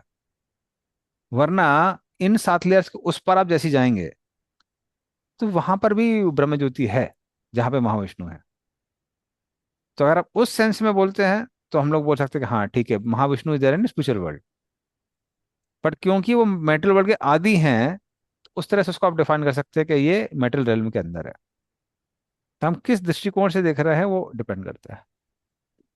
तो प्रभु जी, सो बेसिकली मटेरियल वर्ल्ड जो क्रिएट होता है वो ब्रह्म ज्योति में ही एक स्पेस में मटेरियल वर्ल्ड क्रिएट होता है, एंड हम्म। जिसमें आपका वो लेयर्स क्रिएट होके आपका वो मटेरियल वर्ल्ड को ब्रह्म ज्योति से सेपरेट कर देता है, एंड ब्रह्म ज्योति हम्म। के फिर घर में आपका spiritual world. Hmm. This is how like we can yes conclude. Yes yes yes.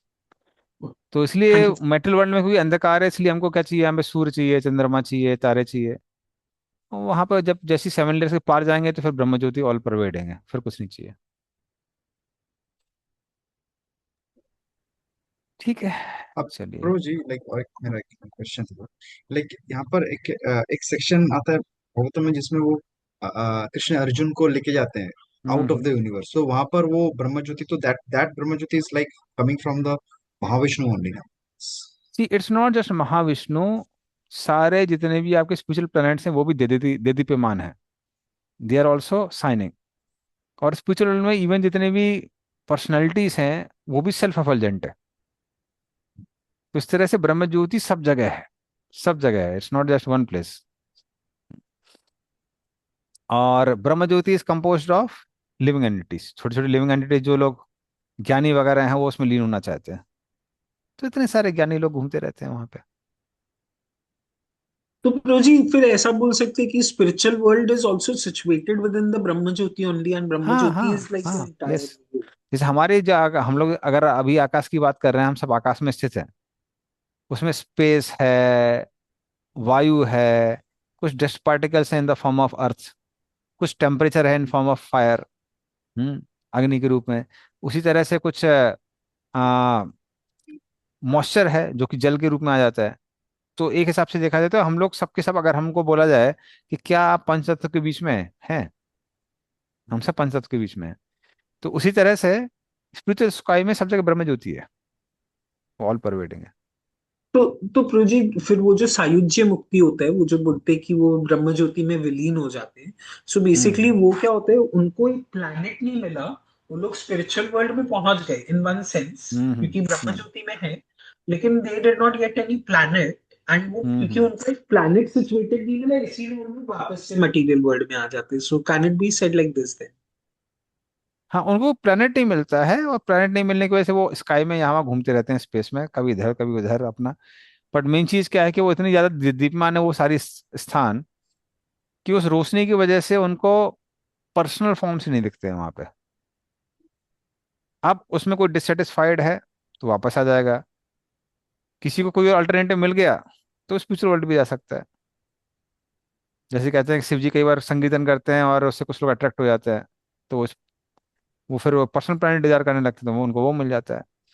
लेकिन क्योंकि उनके अंदर वो नहीं है, वो डिजायर नहीं है पर्सनल फॉर्म देखने का, तो वो लोग इतने ज्यादा चकाचौंध हो जाते हैं उस रोशनी से कि उनको लगता है कि हम भी ब्रह्म ज्योति का ही पार्ट हो गए हैं। जैसे जब हमको वैरायटी दिखती है, वैरायटी दिखने के साथ में हमको कुछ डिस्क्रिमिनेशन पावर आती है।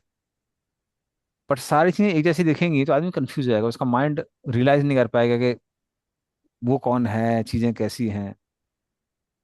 जैसे कई बार लोग, जो पायलट्स लोग जब ओशन से गुजरते हैं, तो अभी तो नहीं है लेकिन पहले बहुत सारे कांड हुए हैं जहां पर लोग समुद्र में घुस गए हैं प्लेन लेके। और उसका रीजन क्या है, उसका रीजन ये है लो। क्योंकि वो समुद्र भी नीला दिखाई देता है और आकाश भी नीला दिखाई देता है। तो वो वैरायटी नहीं देखने की वजह से वो डिस्क्रिमिनेट नहीं कर पाते हैं। तो खासकर जिन लोगों का कनेक्शन कट जाता है उससे, हम्म। आ स्टेशन से, तो वो लोग बहुत बार एरोप्लेन की तरह सिंक हुए। सेकेंड वर्ल्ड वॉर में तो बहुत ज्यादा हुआ था। उसी वजह से बर्मुडा ट्रायंगल की थ्योरी, ये वो बहुत सारी चीजें जो आई हैं, उसका मेन रीजन वो ये भी बोला जाता है। तो सेम चीज उनके साथ भी है, जो ब्रह्म ज्योति में लीन होते हैं, उनको इतना ज्यादा चकाचौंध दिखाई देती है कि वो डिस्क्रिमिनेट ही नहीं कर पाते हैं कुछ। विप्रो जी फिर उन लोग को जब वो प्लैनेट मिल जाते तो वो चकाचौंध कम हो जाते, क्योंकि वो प्लैनेट्स तो फिर ब्रह्म ज्योति में ही है ना, वो तो प्लैनेट्स। हाँ, देयर सेट, अगर वो ब्रह्म उससे उनका वो डिजायर होगा तो वो उनको प्लैनेट दिखाई देंगे। जैसे वो श्लोक आता है ना, हिरण्मयेन पातेन सत्यसा पिता मुखम, इस उपनिषद में। तत्त पूषण पावरणु सत धर्मा दृश्यते, कि भगवान आपका जो चेहरा है वो ब्रह्म ज्योति से ढका हुआ है, कृपया करके उसको हटाइए ताकि मैं आपका चेहरा देख पाऊं। तो जब तक वो ईशो भक्ति भाव नहीं आएगा तब तक का भगवान के दर्शन नहीं होंगे। Got it. ठीक। ओके, चलिए नेक्स्ट श्लोक में चलते हैं।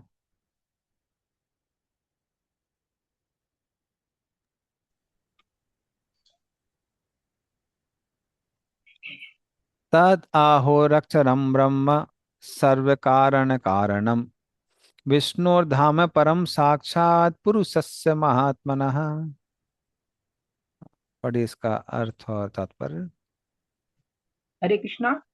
इसलिए भगवान श्री कृष्ण समस्त कारणों के आदि कारण कहे कहलाते हैं। इस प्रकार विष्णु का आध्यात्मिक धाम निसंदेह शाश्वत है और यह समस्त अभिव्यक्तियों के उद्गम महाविष्णु का भी धाम है। तात्पर्य, महाविष्णु जो कि कारणा नाम में योग निद्रा में शयन करते हैं और अपनी श्वास के द्वारा असंख्य ब्रह्मांडों को उत्पन्न करते हैं, भौतिक जगतों की क्षणिक अभिव्यक्ति के लिए महत तत्व में क्षण भर के लिए ही प्रकट होते हैं। वे भगवान श्री कृष्ण के स्वांश हैं और इस तरह भगवान कृष्ण से अभिन्न होकर भी भौतिक जगत में अवतार के रूप में उनका वैधानिक प्राकट्य अस्थायी है। भगवान का आदि रूप वस्तुतः स्वरूप या असली रूप है और वे वैकुंठ जगत विष्णु लोक में नित्यवास करते हैं। यहाँ पर प्रयुक्त मन शब्द महाविष्णु को सूचित करने के लिए आया है और उनका असली स्वरूप भगवान कृष्ण है जो परम कहलाते हैं, जिसकी पुष्टि ब्रह्म संहिता में हुई है। ईश्वर है परम कृष्ण है सच्चिदानंद विग्रह अनादिरादि गोविंद है सर्व कारण कारण। परमेश्वर अर्थात आदि भगवान कृष्ण है जो गोविंद कहलाते हैं। उनका रूप शाश्वत आनंदमय तथा ज्ञान में है और वे समस्त कारणों के आदि कारण हैं। इस प्रकार श्रीमद् भागवत के तृतीय स्कंद के अंतर्गत परमाणु से काल की गणना नामक 11वें अध्याय के भक्ति वेदांत तात्पर्य पूर्ण हुए। हरे कृष्ण प्रभु। धन्यवाद। तो विष्णुर धाम परम साक्षात, हाँ, पुरुषस्य महात्मनः, तो तदाहोरक्षरम ब्रह्म सर्व कारण कारणम विष्णुर्धाम परम साक्षात पुरुषस्य महात्मनः। तो जो भगवान विष्णु का शरीर है, धाम यहाँ पर शरीर बोला गया है। धाम का एक मतलब शरीर होता है, अमर कुश डिक्शनरी के अनुसार। हाँ, शरीर भी हो सकता है, घर भी हो सकता है, महिमा भी हो सकती है, शक्ति भी हो सकती है, इन सबको धाम कहा जाता है। तो जो यहाँ विष्णु बोला जा रहा है वो महाविष्णु को बोला जा रहा है। तो जो भगवान महाविष्णु है वो सुपर सोल है, पुरुष है। और वही कौन कहलाते हैं? तद आहोर अक्षरम ब्रह्म,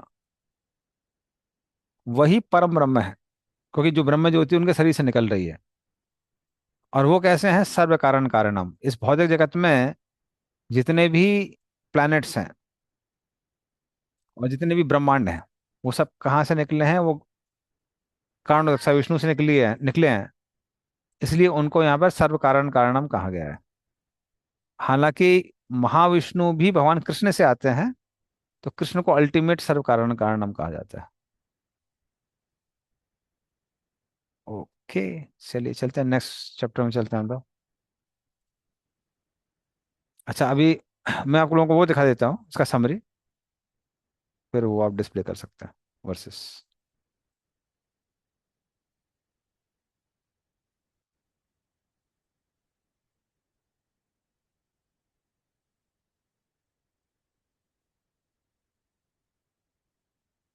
तो अभी जो बात का विसर्ग है उसके बारे में बताया जाता है। तो पहले 3 जो श्लोक हैं उसमें 5 तरह की अज्ञान वृत्तियां जो हैं उसके बारे में बताया गया है। हम्म, कि ब्रह्मा जी ने वो 5 तरह की अज्ञान वृत्ति बनाई लोगों को या बद्ध जीवों को ढकने के लिए। फिर ब्रह्मा जी उससे प्रसन्न नहीं थे, इसलिए वो 4 कुमारों का निर्माण करते हैं और विद्या का निर्माण करते हैं जो कि सत्वगुण में है।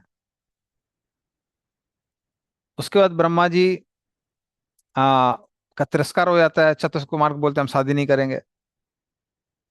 हम्म तो फिर वो उनको गुस्सा आता है, और भ्रुकुटी मध्य से कौन निकलते हैं? रुद्र, भगवान शिव निकलते हैं। और रुद्र क्या करते हैं? रुद्र उत्पत्ति होते ही विनाश करने लगते हैं। ब्रह्मा जी बोलते हैं, अरे भाई, अभी तो क्रिएशन नहीं हुई है, आपने डिस्ट्रक्शन चालू कर दिया। तो इस तरह से ब्रह्मा जी को लगातार क्या हैरेसमेंट ही मिल रहा था।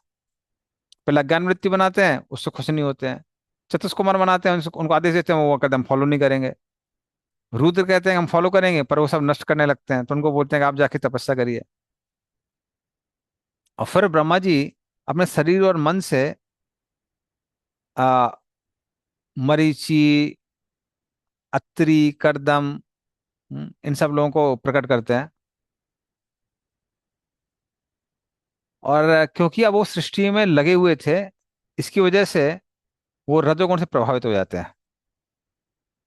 और जो वाक है, उनकी पुत्री, उसके पीछे भागने लगते हैं। फिर ब्रह्मा जी को जब होश आता है तो ब्रह्मा जी शर्मिंदा होते हैं, अपने शरीर को त्याग देते हैं। शरीर या फिर मेंटलिटी बोल सकते हैं उसको, मेंटलिटी को त्याग देते हैं। और वापस उनको जो नई मेंटलिटी मिलती है जो कि शुद्ध थी, उससे वो वेदों का, उपवेदों का, इन सब का सदन करते हैं। लेकिन इतनी सृष्टि करने के बावजूद भी ब्रह्मा जी को समझ में आ रहा था, पर्याप्त सृष्टि नहीं हो पा रही है। जब इस तरह से वो चिंतित थे, तो अचानक से उनके शरीर से उनके सामने वहां पर शंभु, मनु और शतरूप आते हैं, प्रकट होते हैं। और उस तरह से मानवों का निर्माण होता है शंभु मनु से। तो ये सारी डिटेल यहाँ बताए हुए हैं। ठीक है, अब हम लोग चलेंगे श्लोकों पे।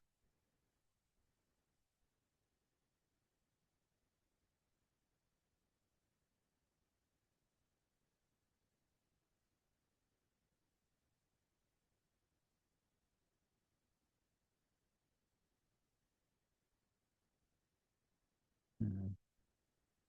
मैत्रेवाचा इति ते वर्णितः छत्तः कालाख्या परमात्मनः महिमा वेदगर्भो अथ यथा यथा स्राक्षी निबोध में।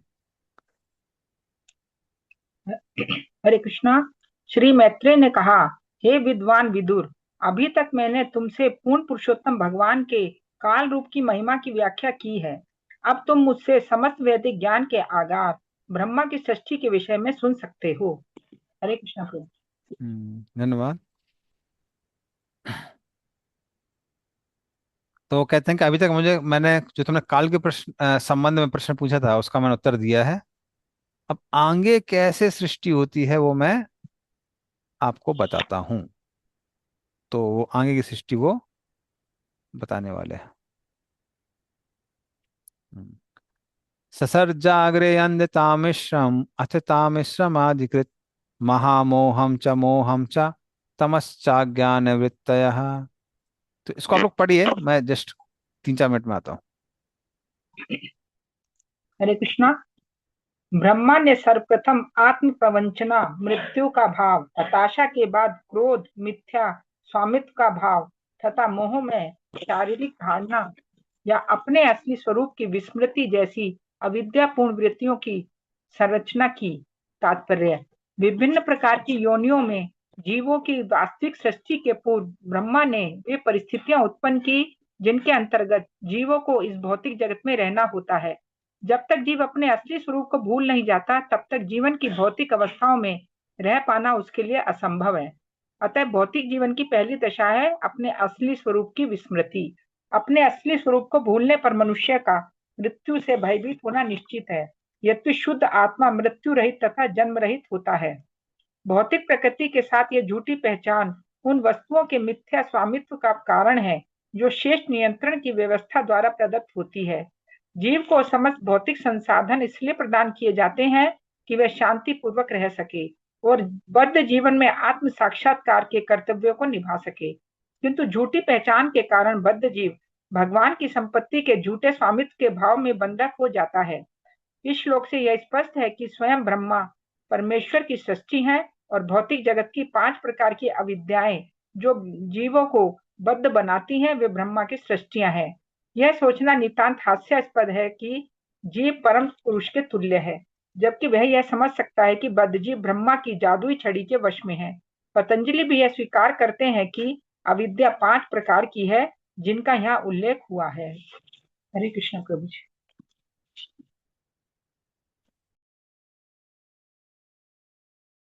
हम्म।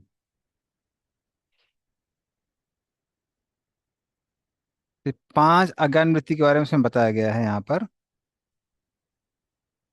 ओके। तो ये 5 अज्ञान वृत्ति इस तरह से है। ससर जाकर अंध तामिश्रम, अंध तामिश्र, अथ तामिश्र, तामिश्र है फिर महामोह, महामोहम लिखा है, महामोह, फिर मोहम। तो ये 5 अज्ञान वृत्तियां हैं। तो ये किस तरह से काम करती हैं? हाँ, तो सबसे पहले क्या लिखा है? तामस। तो ससर के अंध तामिश्रम। तो तमस का मतलब क्या है? आ, अपने स्वरूप को भूल जाना। ये भूल जाना, मैं कौन हूं, कृष्ण कौन है, मेरा कृष्ण के साथ संबंध क्या है। तो ये तमस है, ये पहला वाला है, फर्स्ट। एक बार व्यक्ति भूल जाता है, फिर क्या आता है? मोह। मोह किससे आता है? कि ये हमारा नया ईगो है, कि ठीक है, अगर हम भूल गए हम कौन थे, एक फॉल्स आइडेंटिटी आ जाती है कि आप ये शरीर है, आप इस देश से हैं, इस काल से, इस परिस्थिति से हैं। तो सेकंड हो गई वृत्ति मोह। हाँ। फिर आती है महामोह। महामोह मतलब जिस चीज से हम आइडेंटिफाई करने लगते हैं उससे बहुत आसक्त हो जाते हैं और सोचते हैं कि ये जो वस्तु बनी है ये मेरे एंजॉयमेंट के लिए बनी हुई है। तो इस तरह से महामोह आता है। अब जब एंजॉयमेंट हम करने की कोशिश करते हैं, कई बार उसमें विघ्न आ जाता है, और जब विघ्न आ जाता है तो उसको बोलते हैं तामस्र, जिसका मतलब है क्रोध। और व्यक्ति का जो मन है अभी क्रोध से भर जाता है। और एंड में आता है अंध तामस्र। अंध तामस्र मतलब क्रोध के कारण कभी कभी क्रोध इतना ज्यादा बढ़ जाता है, खासकर मृत्यु के समय, कि अरे इतना कुछ किया, इतना इकट्ठा किया, इतना बड़ा घर बनाया, इतना बड़ा परिवार मेंटेन किया, सब खत्म होने वाला है। तब उसको हम लोग बोलते हैं अंधता मिश्र। हम्म। तो ये 5 अज्ञान वृत्ति है।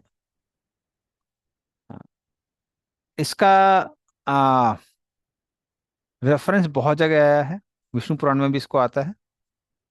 विष्णु पुराण बताते हैं, तमो अविवेको मोहम स्याद अंताकरण विभ्रमः महामोहस्सु विज्ञेयो ग्राम भोग सुखासिना मरणम ही अंधतामिश्रम तामिश्रम क्रोध उच्यते अविद्या पंच परा परे वैसा प्रादुर्भूत महात्मनः। तो वहां बताया गया है, तमस का मतलब है विवेक बुद्धि का नाश हो जाना, उसको तमस कहते हैं। मोह मतलब अपने आप को मन मान बैठना। महामोह मतलब आ, इस संसार की वस्तुओं से आसक्ति हो जाना, ये सोच कर का ये हमको सुख देने वाले हैं। अंध तामेश्वर मतलब होता है मृत्यु, ये विष्णु पुराण के अनुसार। और तामेश्वर का मतलब होता है क्रोध। तो सेम चीज है जो विश्वनाथ ठाकुर ने समझाई है। तो ये एक्सप्लेनेशन दिया है विष्णु पुराण में। पातंजलि में भी, पतंजलि योग सूत्र में भी ये 5 वृत्तियां आती हैं, पर इनका नाम अलग अलग दिया हुआ है। अविद्या, अस्मिता, राग, द्वेष, अभिनिवेश। तो उसमें भी तमस बताया गया है, तमस या फिर अविद्या। हाँ। फिर अस्मिता बताया गया है मोह को, फॉल्स आइडेंटिटी। राग मतलब होता है महामोह, अटैचमेंट किससे? सेंस ऑब्जेक्ट से। द्वेष मतलब रिपल्सन, जो कि तामसर के तुल्य यहाँ बताया गया है। और अभिनिवेश मतलब होता है मृत्यु, जो कि अंध तामसर के तुल्य बताया गया है। तो सेम चीज पतंजलि योग सूत्र में भी आती है। विष्णु स्वामी ने भी इसको डिफाइन किया है। अज्ञान विपर्यास भेदा भय शोका वस्तुता त्रि अध्याय आवरण विक्षेप्य एव द्वौ धर्मो ताव एव अविद्यास्मिता शब्दाभ्याम अज्ञान विपर्यास शब्दायान चोचते। तो अपने स्वरूप के बारे में भूल जाना, ये पहली अज्ञान वृत्ति है। फिर उसके बाद आता है फॉल्स आइडेंटिटी, अपने आप को शरीर मान बैठना। उसके बाद आता है घृणा, घृणा के बाद आता है भय, और भय के बाद में आता है शोक।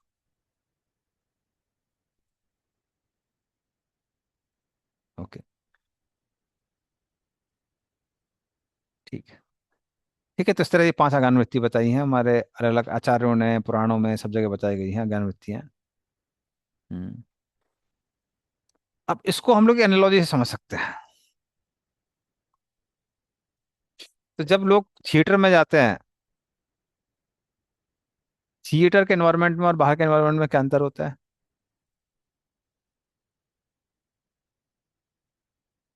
बाहर थिएटर उजाला इनक्लोज रहता होता है, है। इनक्लोज रहता है थिएटर, डार्कनेस।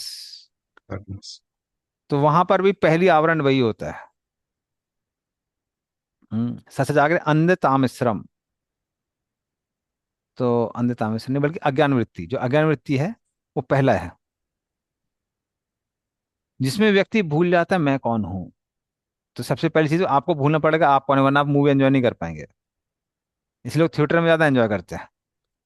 यहाँ हम लोग देखते हैं हमारा पेट निकला हुआ है, दांत निकला हुआ है, चेहरे पे झुर्रियां पड़ गई हैं, काले हो गए हैं। अब आप इतना कुछ अपने बारे में पता है तो अपने आप को हीरो हीरोइन तो मान नहीं सकते हैं। तो इसलिए क्या करते हैं, पर थिएटर में जाते हैं वो डार्कनेस कर देते हैं, लोग भूल जाते हैं वो कौन है।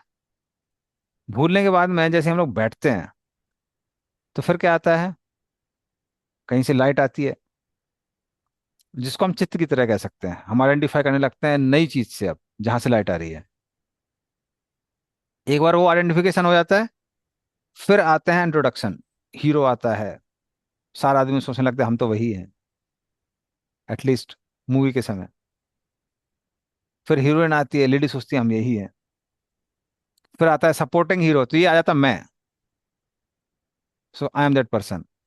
तो इस तरह से फॉल्स ईगो आ जाता है।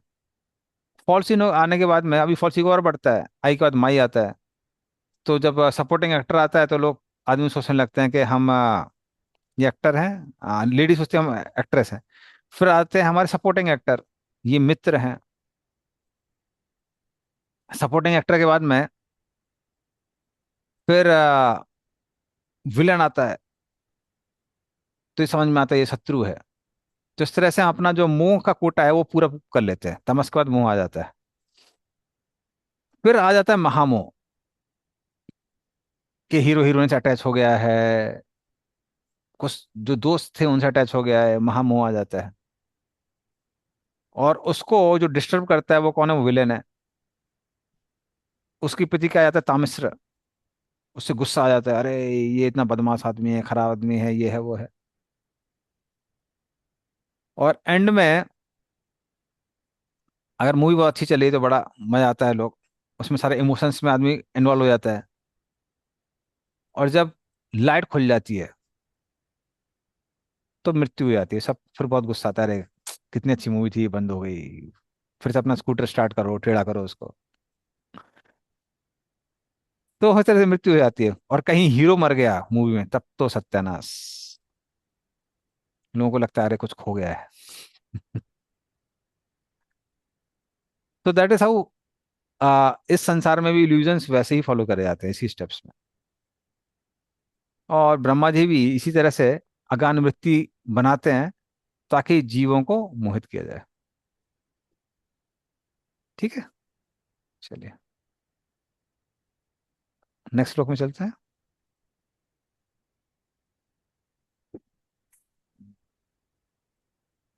दृष्ट्वा पापीयसीं सृष्टिं नात्मानं बहु अमन्यत भगवद्ध्यानपूतेन मनस मनसान्याम तत्व असृजत। पढ़िए इसका अर्थ और तात्पर्य। हरे कृष्णा। ऐसी भ्रामक सृष्टि को पाप में कार्य मानते हुए Studying ब्रह्मा जी creation को अपने as a कार्य में simple अधिक task. हर्ष का अनुभव नहीं हुआ। अतः उन्होंने भगवान के ध्यान द्वारा अपने आप को परिशुद्ध किया। तब उन्होंने सृष्टि की दूसरी पारी की शुरुआत की। तात्पर्य। यद्यपि ब्रह्मा जी ने विभिन्न प्रकार की अविद्याओं की सृष्टि की, किंतु वे ऐसे अप्रशंसित कार्य को संपन्न करके संतुष्ट नहीं थे। उन्हें यह कार्य इसलिए करना पड़ा क्योंकि अधिकांश बद्धात्माएं ऐसा चाहती थी। भगवान कृष्ण का भगवत गीता में कथन है कि वे सबों के हृदय में उपस्थित हैं और हर एक को स्मरण करने या भुलाने में सहायता करते हैं। यहाँ यह प्रश्न किया जा सकता है कि सर्वदया में भगवान एक की सहायता स्मरण रखने में और दूसरे की विस्मरण रखने करने में क्यों करते हैं?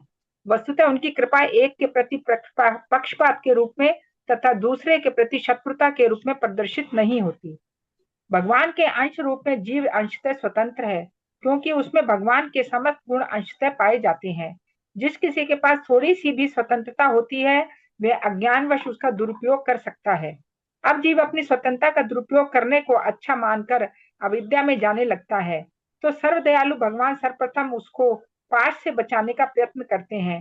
किंतु जब जीव नरक की ओर गिरते जाने पर उतारू हो जाता है, तो भगवान उसे उसकी असली स्थिति को भुलवाने में सहायता करते हैं। भगवान गिरने वाले जीव को सबसे निचले बिंदु तक गिरने में सहायता करते हैं, जिससे वह देख सके कि अपनी स्वतंत्रता के दुरुपयोग से वह सुखी है कि नहीं। इस जगत में सड़ रहे प्राय सारे बद्ध जीव अपनी स्वतंत्रता का दुरुपयोग कर रहे हैं, अतः उन पर पांचों प्रकार की अविद्याएं थोप दी जाती हैं। ब्रह्मा जी भगवान के आज्ञाकारी सेवक के रूप में अविद्याओं को आवश्यकताओं के रूप में उत्पन्न करते हैं, किंतु ऐसा करते हुए प्रसन्न नहीं होते, क्योंकि यह स्वाभाविक है कि भगवत भक्त किसी को उसके असली पद से नीचे गिरता नहीं देखना चाहता। जो व्यक्ति साक्षात्कार के मार्ग की परवाह नहीं करते, उन्हें भगवान उनकी दुष्प्रवृत्तियों को जी भर के करने देते हैं और ब्रह्मा उसमें निश्चित रूप से सहायक बनते हैं। हरे कृष्ण प्रभु जी। धन्यवाद। तो ब्रह्मा जी जब ये कार्य करते हैं अविद्या की लेयर्स बना के, वो खुश नहीं होते हैं। हम्म उनको लगता है कि अरे मैं ये क्या काम कर रहा हूँ, लोगों को आ, लोगों के पतन का कारण बन रहा हूँ। और जहां तक भगवत भक्तों की बात आती है, प्रभुपाद बताते हैं तात्पर्य में कि डिवोटीज भी उससे खुश नहीं होते हैं। तो खासकर जैसे यमराज का काम है। अब यमराज जी विदुर के रूप में क्यों आए थे? जब मांडुक्य मुनि ने उनको श्राप दिए तो वो खुश हो गए कि कम से कम ऐसा काम नहीं करना पड़ रहा है कि किसी को पूरी की तरह तल रहे हैं, किसी को सब्जी की तरह काट रहे हैं, ये लोग चीख रहे हैं, चिल्ला रहे हैं। तो इसमें भक्त लोग खुश नहीं होते हैं। तो उसी तरह से क्योंकि लोगों को अविद्या में डालना पड़ रहा है, ब्रह्मा जी खुश नहीं होते हैं, बोले ये कैसी सेवा है। हाँ, ये तो अच्छी सेवा नहीं है। तो प्रभुपाद बताते हैं हालांकि भगवान क्या करते हैं, भगवान सबको आप इंडिकेट करते हैं, आगाह करते हैं कि हाँ आपको अगर भौतिक जगत जाएंगे तो बहुत परेशान रहेंगे, यहाँ बहुत सुख में है। लेकिन जब जीव डटा हुआ होता है तो फिर भगवान क्या करते हैं, उसको डूबने में भी मदद करते हैं। अब देखिए यहाँ पर जो ये श्लोक में जो तात्पर्य दिया हुआ है, कई बार जो कंट्रोवर्सी आती है ना, डिड जीवा फॉल, प्रभुपाद का ओपिनियन एकदम क्लियर है यहाँ पे। हर कोई ये वर्ष पढ़ेगा तो प्रभुपाद का ओपिनियन एकदम साफ साफ दिखाई देगा। जो जीवा फॉल की कंट्रोवर्सी एकदम क्लियर हो जाएगा। प्रभुपाद ओपिनियन वाज अबाउट जीवा जीवा फॉल। तो इस तरह से भगवान समझाते हैं, नहीं समझ में आता है तो फिर ब्रह्मा जी को कार्य दे देते हैं, आप इनके ऊपर 500 तरह के आवरण डालिए। उससे क्या होगा, जब जीव इस संसार में जाएगा संतुष्ट नहीं हो सकता वो। क्यों संतुष्ट नहीं होगा? कि हम संतुष्ट हो सकते हैं भगवान की सेवा में ही। तो इतना भगवान को पता है कि अंतोदत्त एंड में सब लोग भगवान के पास आएंगे आएंगे 100%। और इस तरह से भगवान फैसिलिटीज भी क्रिएट करते हैं, भक्तों को भेजते हैं, मंदिर बनाते हैं, स्क्रिप्चर्स भेजते हैं, ताकि जीवों का उद्धार हो पाए। और जब जीव उब जाते हैं संसार में एंजॉय कर करके, तो फिर वो इस तरफ मुड़ जाता है। ओके। तो इस तरह से ब्रह्मा जी परेशान हो जाते हैं। और इसीलिए ब्रह्मा जी अब क्या करने वाले हैं, अगले श्लोक में हम देखेंगे अविद्या का निर्माण करने के बाद अब वो विद्या का निर्माण करने वाले हैं। जैसे चतुष कुमार आते हैं, हम्म, ये विद्या उस अविद्या का नाश करने वाला है। तो ब्रह्मा जी पहले प्रॉब्लम क्रिएट करते हैं, फिर सॉल्यूशन भी बताते हैं, सॉल्यूशन भी निकालते हैं। हम्म, तो जो लोग ब्रह्मा जी की आयु वाले हैं, महर्लोक के ऊपर रहने वाले हैं, वो सब इस विद्या से पूर्ण है, मोड ऑफ गुडनेस में है। हम्म, तो इसलिए ब्रह्मा जी, हालांकि कुमार पहले से थे, लेकिन अभी वो महाविष्णु के ऊपर सो रहे थे, तो एक हिसाब से वो पुनर्निर्माण करते हैं उनका, क्योंकि उनको जगाते हैं, हालांकि वो पहले से थे। ठीक है, अगले श्लोक में चलते हैं। और फोर कुमारस।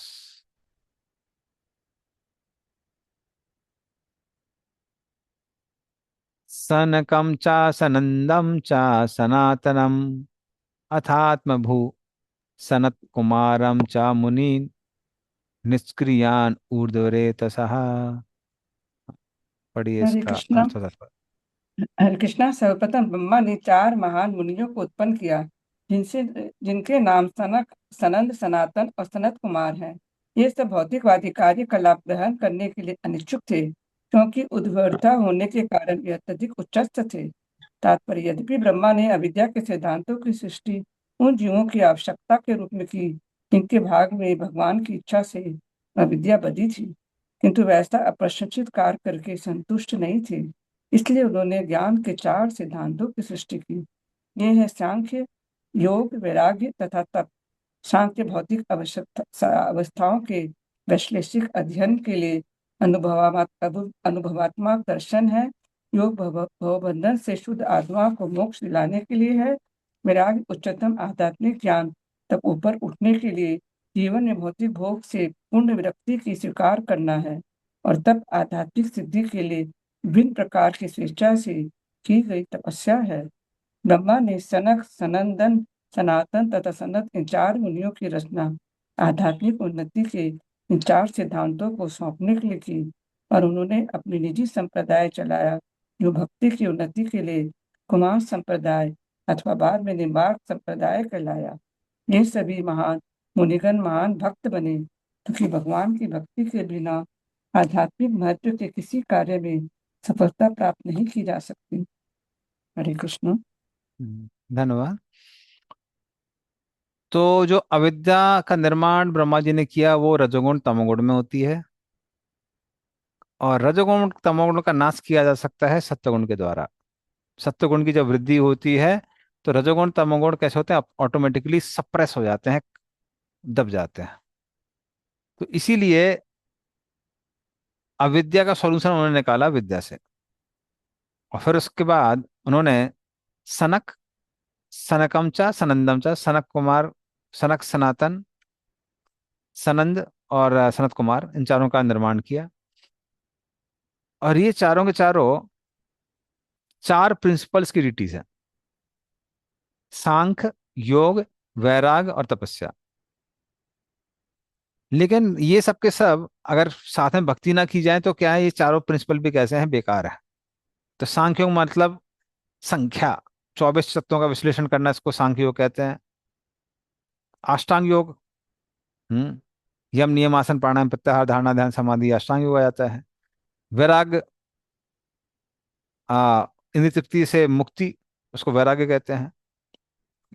और तपस्या, खुद से कुछ कठिनाइयों को ग्रहण करना ताकि हृदय शुद्ध हो सके, हम भगवान के करीब जा सकें, उसको तपस्या कहते हैं। तो ये चारों के चारों प्रिंसिपल्स को दर्शाते हैं ये चतुष्कुमार। पर साथ में उनके पास भक्ति भी है। हालांकि भक्ति के जो द्योतक हैं या एक्सक्लूसिव पर्सनैलिटी हैं, वो नारद मुनि हैं। और नारद मुनि बाद में प्रकट होने वाले हैं, अभी प्रकट नहीं होने वाले हैं, वो बाद में प्रकट होंगे। ये इनके अंदर भी भक्ति है, सेकेंडरी एलिमेंट की तरह भक्ति है। तो इस तरह से ये चतुष्कुमार आते हैं। और आगे क्या होता है वो हम लोग नेक्स्ट क्लास में डिस्कस करेंगे। ठीक है, हरि बोल। नंदरा श्रीमद् भागवतम की जय, शील गोपाल की जय। वाञ्छाकल्पतरुभ्यश्च कृपासिन्धुभ्यश्च पतितानां पावनेभ्यो वैष्णवो नमो नमः। श्री गोपाद की जय। कृष्ण। हरे